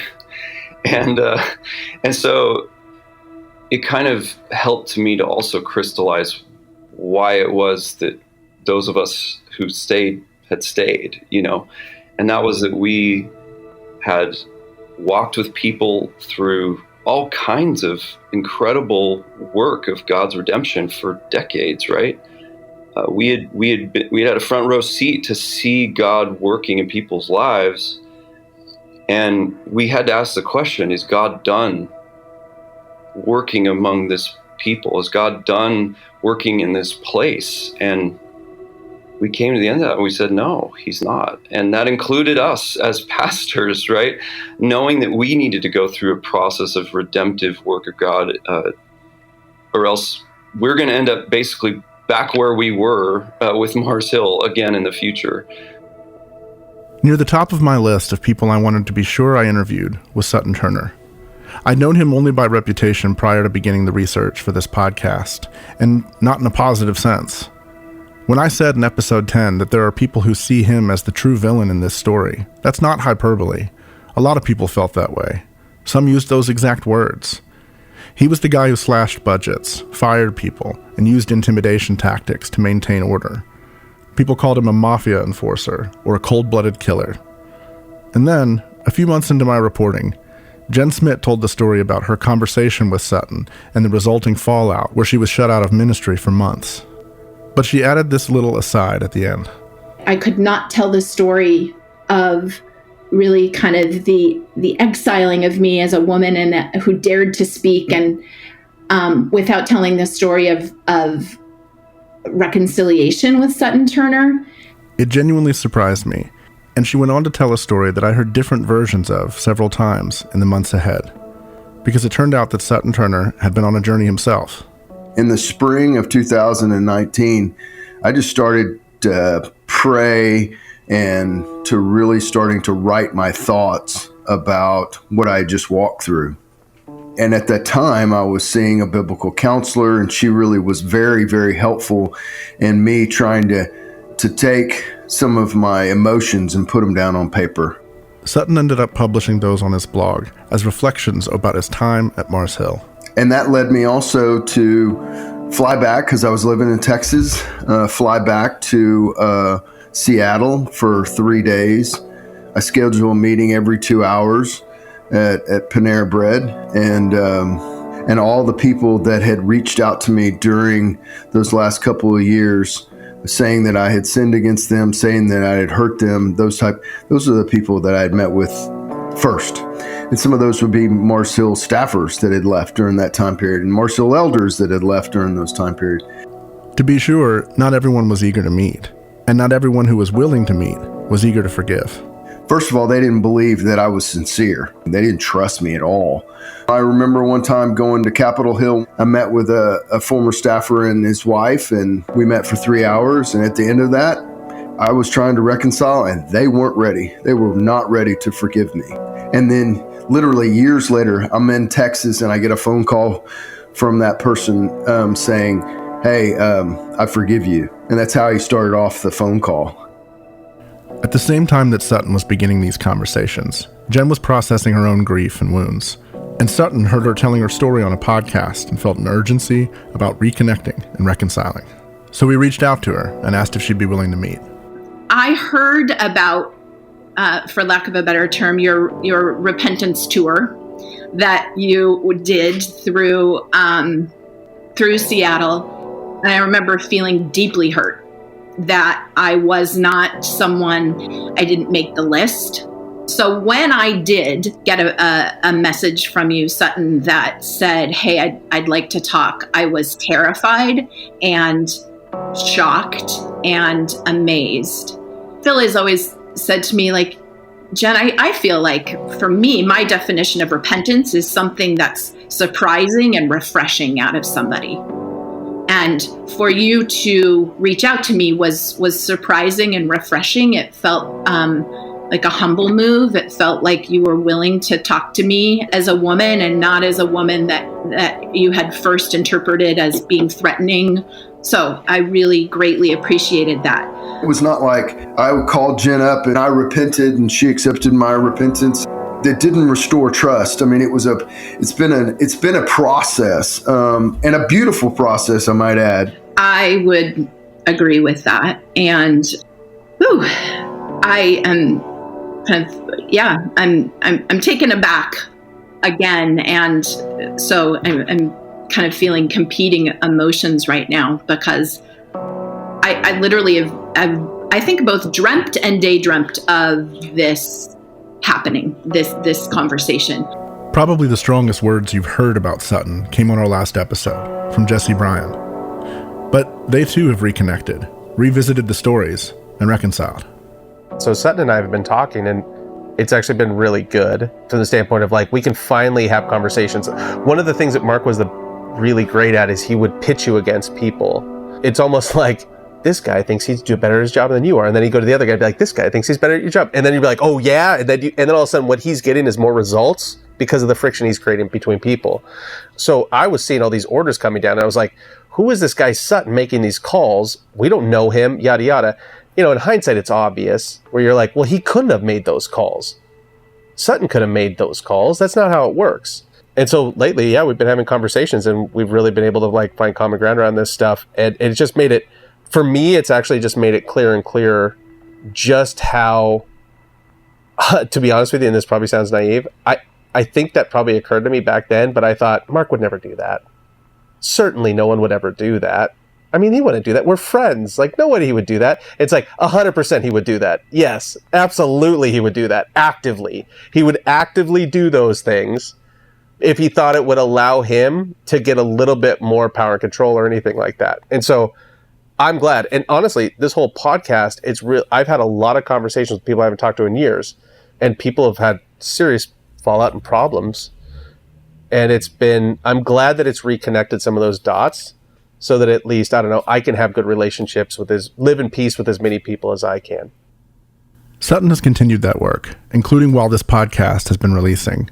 And with the work comes continual reckoning with the responsibilities for not only the things he did directly, but also for the passive role he played in a toxic system where things were going wrong all around him. This next audio is from that same conversation. We had some technical issues, so it sounds a little different. So much hurt happened by me not doing anything and allowing things to happen and unravel. Biblically, I know that the Lord has taken that sin, and biblically, I know and I have faith that Jesus takes my shame. But there's times, like talking about it right now, I feel very shameful. Yeah, I appreciate that. And I hear that, Sutton, and I have my own 18 years worth of stacked up stories of where I didn't say something and I participated and all of that. But what we're attempting to do by actually having individual one-on-one conversations with people is we're actually offering dignity.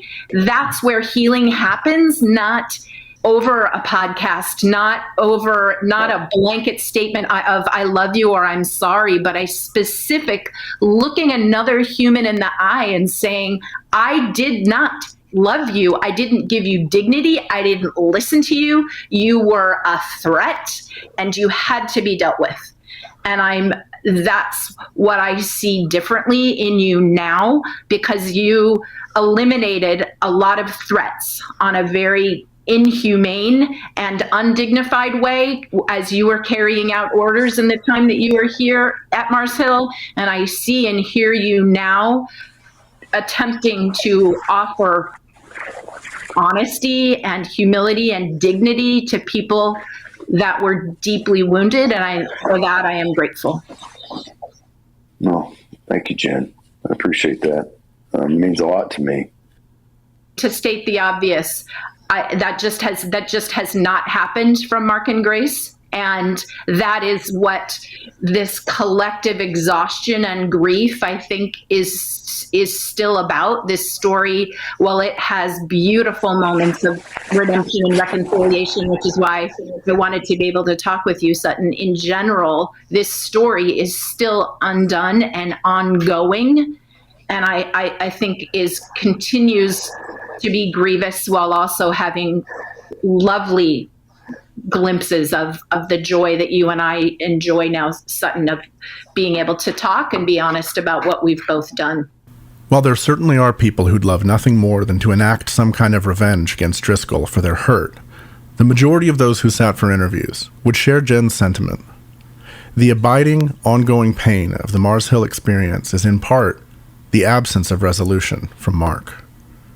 He made a couple of media appearances, nodded vaguely at some immaturity and some anger, but he never acknowledged the names, faces, families, and lives that were in that pile of dead bodies behind the Mars Hill bus, and he certainly didn't meet them face to face. There are hundreds, maybe thousands of others who answered his call over the years to give their lives to Mars Hill, a church he said had a special anointing from God, and then they watched it crumble when he abandoned it, and never heard an honest answer about why he left and what to make of all of his broken promises. We've talked a lot about the role of media at Mars Hill, its power in shaping the faith and imaginations of the church. We haven't talked much about its power in shaping Mark himself, though. More than any time prior in history, he had the ability to tailor and curate his image, and he had the talent around him to do so at an elite level. We should ask, though, what does that do to his soul? Here's Nick Bogardus, who served in media and communications before pastoring Mars Hill, Orange County. Malcolm Muggeridge, he was essentially kind of like the Anderson Cooper of his time in England in the 1960s. He was contemporary Tolkien and Lewis. He tells a story about how he came to do a TV interview with some high-ranking, like political official or someone. And so he describes the experience of coming into the TV studio and sitting in a makeup chair for 2 hours, and then going and sitting in the studio and then turning on the lights, and then the producer yells, "All right, action." And he does 10 minutes of this interview. Someone yells, "Cut." And then Muggeridge describes what happens right after cut is that he lets out this deep exhale, this coming down. And he said, and that's when I realized that I was wearing a mask. And that when you are in any kind of visual media like that, you can be performing without even recognizing that you're performing. And you can then end up living with that mask that you put on in front of the camera in other spheres of your life. And it's a really, again, profound insight that it wasn't just the story that was shaped by the media, and it wasn't just the people of the church that was shaped. It was Mark that was shaped by the media. The size and scope of it allowed permission to ignore hard truths in the name of the mission. You know, like, look at how many people we're reaching. Let's not talk about this hard stuff because we're reaching all those people, whatever, you know. And that's not helpful to him. Our friend David Zoll makes this great point that the longer that you live with a mask, the greater the void grows between the mask and the internal reality of who you are. And that void becomes vacuous and empty and hollow. And ultimately, you end up being loved for something you're not, rather than who you actually are. And so the media forming that in him in return, like I think it would be sad to consider like how that might have done that to him. Like, to be loved not for who he actually might be, but just because of what he can do on a stage. That's lonely and sad. I would have loved to have asked Mark about that. About what it's like to live with the projected expectations of 15,000 church members and hundreds of thousands of online listeners who see you as their spiritual authority. That has to rewire your brain, and not for the better. We never heard back from Mark, though, in spite of several efforts to connect with him and sit down with him for an interview or for comment. We'd also hoped to have some other conversations with pastors and leaders who served alongside Mark or who shared their platforms with him. Requests for interviews with Matt Chandler, John Piper, and Tim Keller were all declined, as well as requests for interviews with leaders from Acts 29. There are quite a few conversations I wish we could have had, and there remain many unanswered questions. There are also people who are continuing the work to seek out answers. The history of Mars Hill in some ways is common, but in many ways, it's wholly unique. Along with the bloggers who've been watchdogs about the goings-on of Driscoll in years since, there are other websites devoted to preserving the legacy of Mars Hill, not in a way that's whitewashing, but more like a museum artifact. MarsHill.com got purchased somehow after 2015, and let's just say it's a bad neighborhood over there now. But if you go to marshill.se, you'll see a frozen-in-time snapshot of the Mars Hill website the day that it closed its doors. I was able to connect with the owner and manager of the site, who communicated both via a third party and through an anonymous email account. They're preserving their anonymity out of concerns over intellectual property liability. But they described the process of recreating the site, and not just the shell, but rebuilding most of the links and rebuilding the archive of video and audio content. It was painstaking work that took place over the course of more than 2 years. MarsHillWas.com is a directory that archives and organizes Mars Hill-related materials from all over the internet. That site is owned and maintained by a former member of the church whose name might be familiar if you've listened to our closing credits, Ben Vandermeer. As the church was shutting down, and then, of course, once it did, a lot of the material was just gone. They started taking series of sermons off, probably for good reason beforehand, and then once it was gone, it was gone. It's not so much to keep a record as a gotcha for Driscoll, but it's mostly just people may want to know, what was that we experienced? How did we get here? And you just can't go figure that out now if you allow the people recording the material to be the ones dictating who hears what. I mean, if anything kind of exemplifies why capturing this material is important, if you type in youtube.com/MHC Seattle, it goes to Mark Driscoll's current, YouTube channel. So he took that with him, and all the content that was, talked so highly of as God working in Seattle, it was just gone. Recently, Ben purchased a URL that was also associated with the church, marshillglobal.com. It's the home to a survey conducted in 2016 that was a way for former members to share their stories. They can still share their stories there now. I think the existence of these sites, and others that continue to pop up from time to time, is an ongoing testimony to both how important people's time was at Mars Hill and how surreal the sudden ending was. There's a sense of urgency about preserving the memory of what happened.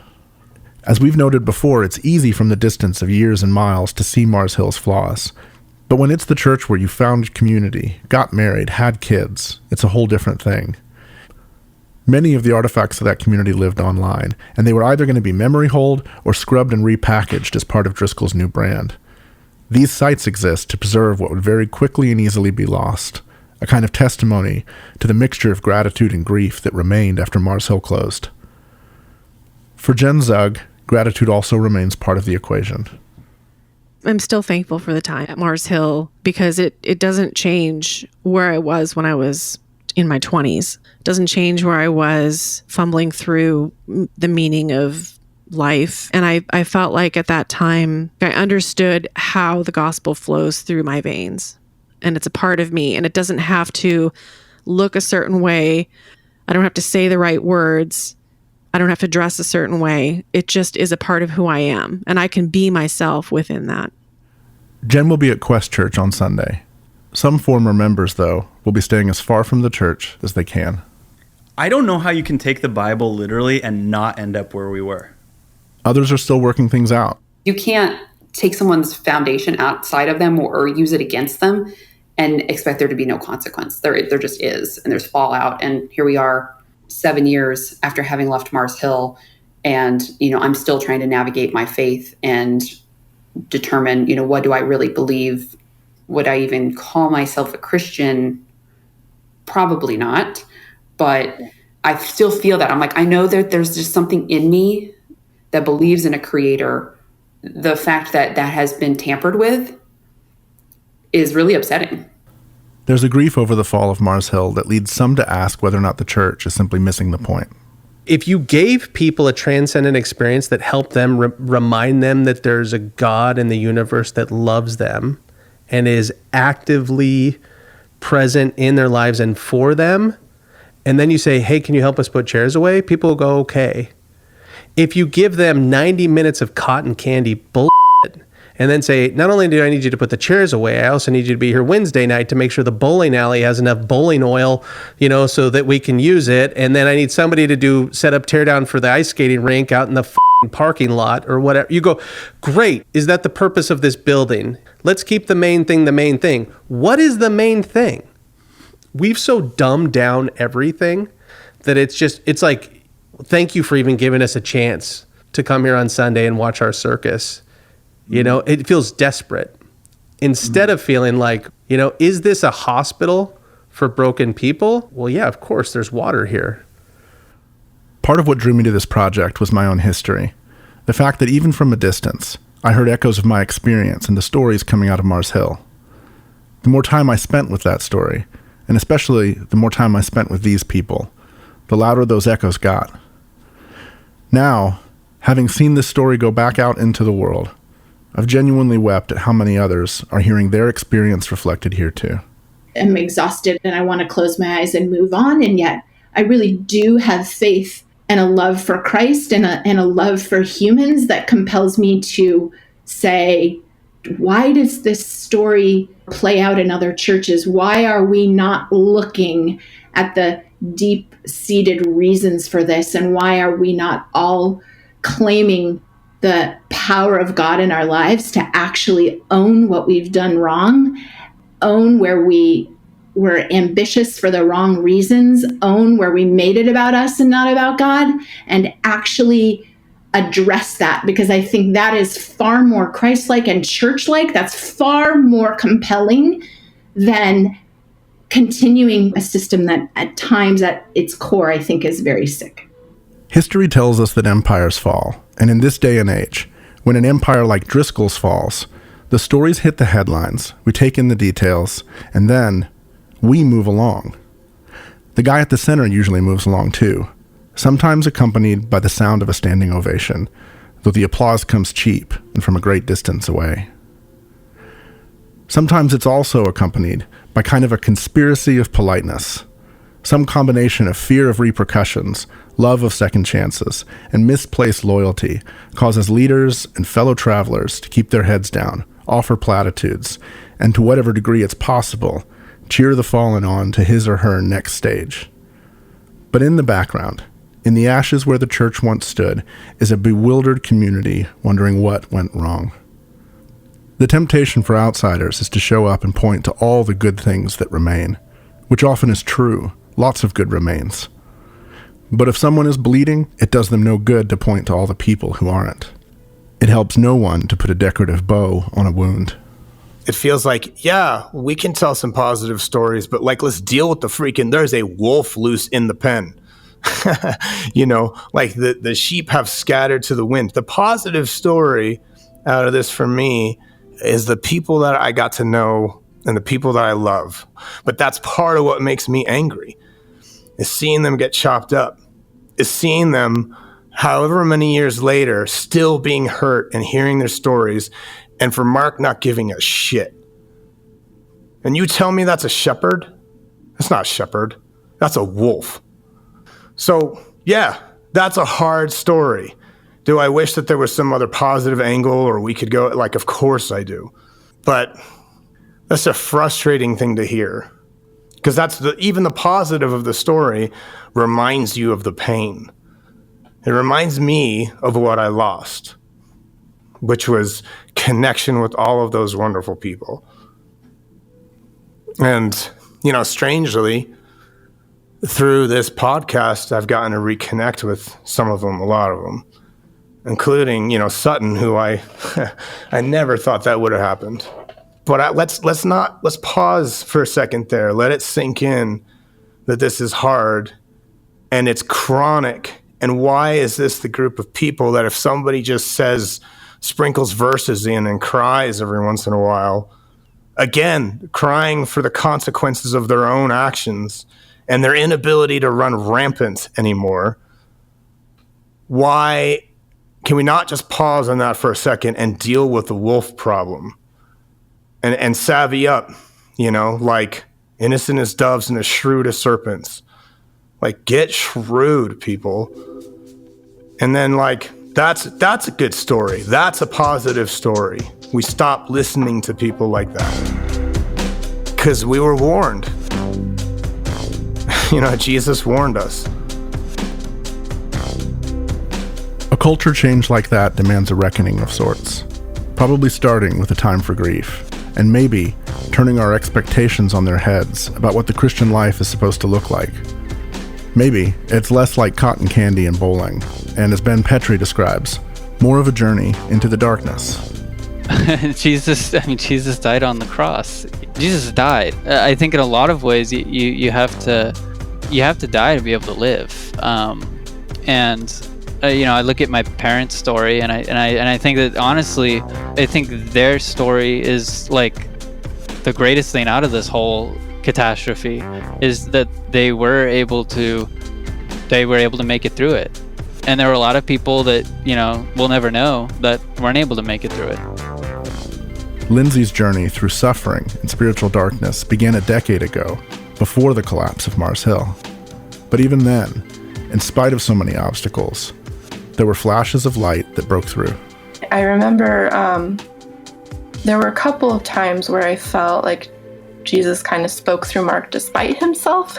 And I felt kind of this calling but it was always like this kind of still, you know, the still small voice, gentle voice kind of calling. Like some passages of scripture would be like, I'm gentle and lowly of heart. And then there's verses about, you know, how he cares for a broken reed, you know, these things that were just in complete juxtaposition that I still felt calling to me through all of it and afterwards that were very healing. Tim Smith is haunted too. He stepped away from ministry. He's reckoning with decades of his own suffering and his own sin, uncoupling his identity from his position as a pastor, and it feels like he's flying without a net. If Jesus came today in America, we would do to him the same thing the Jewish leaders did today, back in his day, because we have a counterfeit version of the faith based on other values than what Jesus has. And if Jesus showed up, he wouldn't keep us in power the way we want to be, and we would kill him. So I don't know that we need to break up with Jesus as much as we need to break up and acknowledge the sense in which the American evangelical version of the church of his name has just become so distorted and deceived and has adopted so many values that are contrary to him. We need to follow Jesus is what we need to do. And it feels like to me the scene in John chapter 6 where Jesus says some hard things, and it says many of his disciples turned back and no longer walked with him, and he turns to the 12 and he says, do you want to leave too? And Peter's answer is my answer, like, I don't know what to do, but where else am I going to go? There's nobody like Jesus. Our story ends here with the fall of Mars Hill, with a scattered community where some are making beauty from ashes, some have disappeared into sad and broken places, and some are still here, but just trying to get by. Jesus seems to haunt these spaces, and everyone in this story, though sometimes he remains entangled with the caricature they heard from Mark. I'd love to hear that someday soon, Driscoll took up Benjamin's invitation and called Paul Petrie. I'd love to find out that was the first in a series of conversations marked by brokenness, repentance, grace, and humility. That's the heart of the gospel, and I know I'm not alone in hoping that its power gets put to work. Whether that reconciliation happens or not, I do know that 9 churches, once affiliated with Mars Hill, will gather next Sunday to sing, take communion, and hear the Word of God. I know that hundreds of Acts 29 churches will as well. It's hard to even begin to know how many hundreds or thousands of churches around the world will sing songs written by Mars Hill musicians like Zach Bolin, Joe Day, Brian Eichelberger, Cam Huxford, Chad Gardner, or one of the many more. Some former Mars Hill members will gather in homes, doing church very simply as they continue to reconstruct their faith. Some can't walk through the doors of a church yet without physical symptoms of fear and anxiety. Some haven't found spiritual homes at all since leaving Mars Hill, and some have embraced a life without faith. Others, tragically, have been captured by despair, fallen sick with addiction, even taken their lives. As I've said before, there are as many stories as there were people, and when I try to hold together both the beautiful and the sad, I confess I feel a deep melancholy. And I kind of think that's right. That's how it's supposed to be when we hold together goodness and brokenness. Where these stories go from here, I don't know, but I'm eager to see. And we may return to this story ourselves at some date in the future. What I do know is that despite the insistence that it might be otherwise, there's life and faith and community to be found outside the grip of an unhealthy church. And people are finding that now. I might have told you this. I was texting with Sutton about this. Mark used to say there was a special protection over Mars Hill. Has anyone ever talked to you about this? And that seemed like hogwash to me, at the time. But it can, the thought of that can seep in. You're like, well, maybe it is. Maybe I'm not so sure. Like, what happens if I go outside of this? And it's just like now having been outside of it and be like, life persists. And when we all get together without him and without not in that context, you still feel that energy, that good energy. Good happens. God is still present. And it's a cool thing to be reminded of.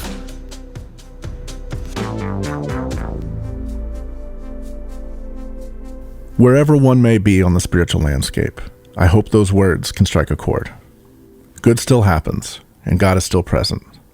It's an idea that's foundational for faith and for rebuilding faith, reminding us that life with God isn't mediated by charismatic individuals or broken institutions. It's an idea that Paul talked about in the book of Acts, telling a group of Athenians that all they enjoyed came from God, that he wasn't far off, and, in fact, they lived, moved, and had their being in him. He gave this speech at the Areopagus, a rock outcropping outside the city, famous for intellectual debates and named for Ares, the Greek god of war. It was sometimes referred to by that god's Roman name. In that case, they called it Mars Hill.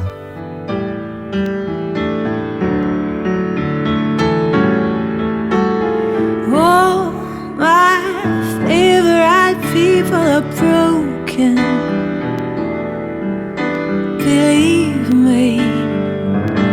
my heart should know.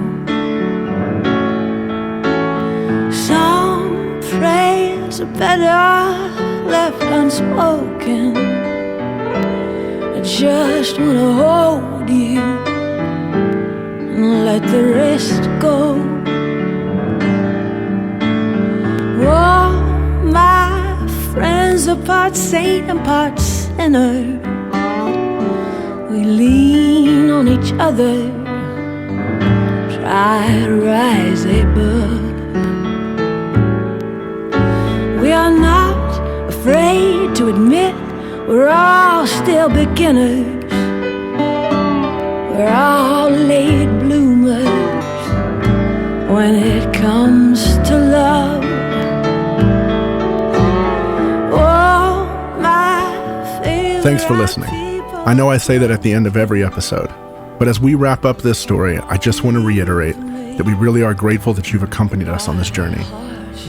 I especially want to say thanks to the people of Mars Hill Church who've shared their stories so generously and vulnerably. That's a sacred trust, not just for me, but for all of us who you've allowed to listen. We have some bonus episodes in production, and they'll be coming in the not-too-distant future, but we'll update you with specifics as the time gets closer. Keep an eye on your feed here, or keep an eye on CT's social media. Many of you have asked what's coming next, and we have some ideas about that we're pretty excited about, but nothing to share yet. So keep an eye out here and at CT's social media. We'll be sure to let you know when we have news. As we end 2021, we'd love to invite you to join us as we continue to try to tell stories like this. And we also would love it if you considered us with your year-end giving. The Rise and Fall of Mars Hill is a production of Christianity Today. It's executive produced by Eric Petrick. It's produced, written, and edited by Mike Cosper. Joy Beth Smith is our associate producer. Music and sound design by Kate Siefker and Mike Cosper. Our theme song for The Aftermath is Resplendent by Bill Maloney and the Vigilantes of Love. The closing song this week is All My Favorite People by Over the Rhine. Special thanks to Ben Vandermeer. Graphic design by Brian Todd. Social media by Kara Bettis and Morgan Lee. Editorial consulting by our online managing editor, Andrea Palpant-Dilly. CT's editor-in-chief and man with unending patience is Timothy Dalrymple. Believe me, my heart should know. Orphan believers, skeptical dreamers, you're welcome. Yeah, you're safe right here. You don't have to go.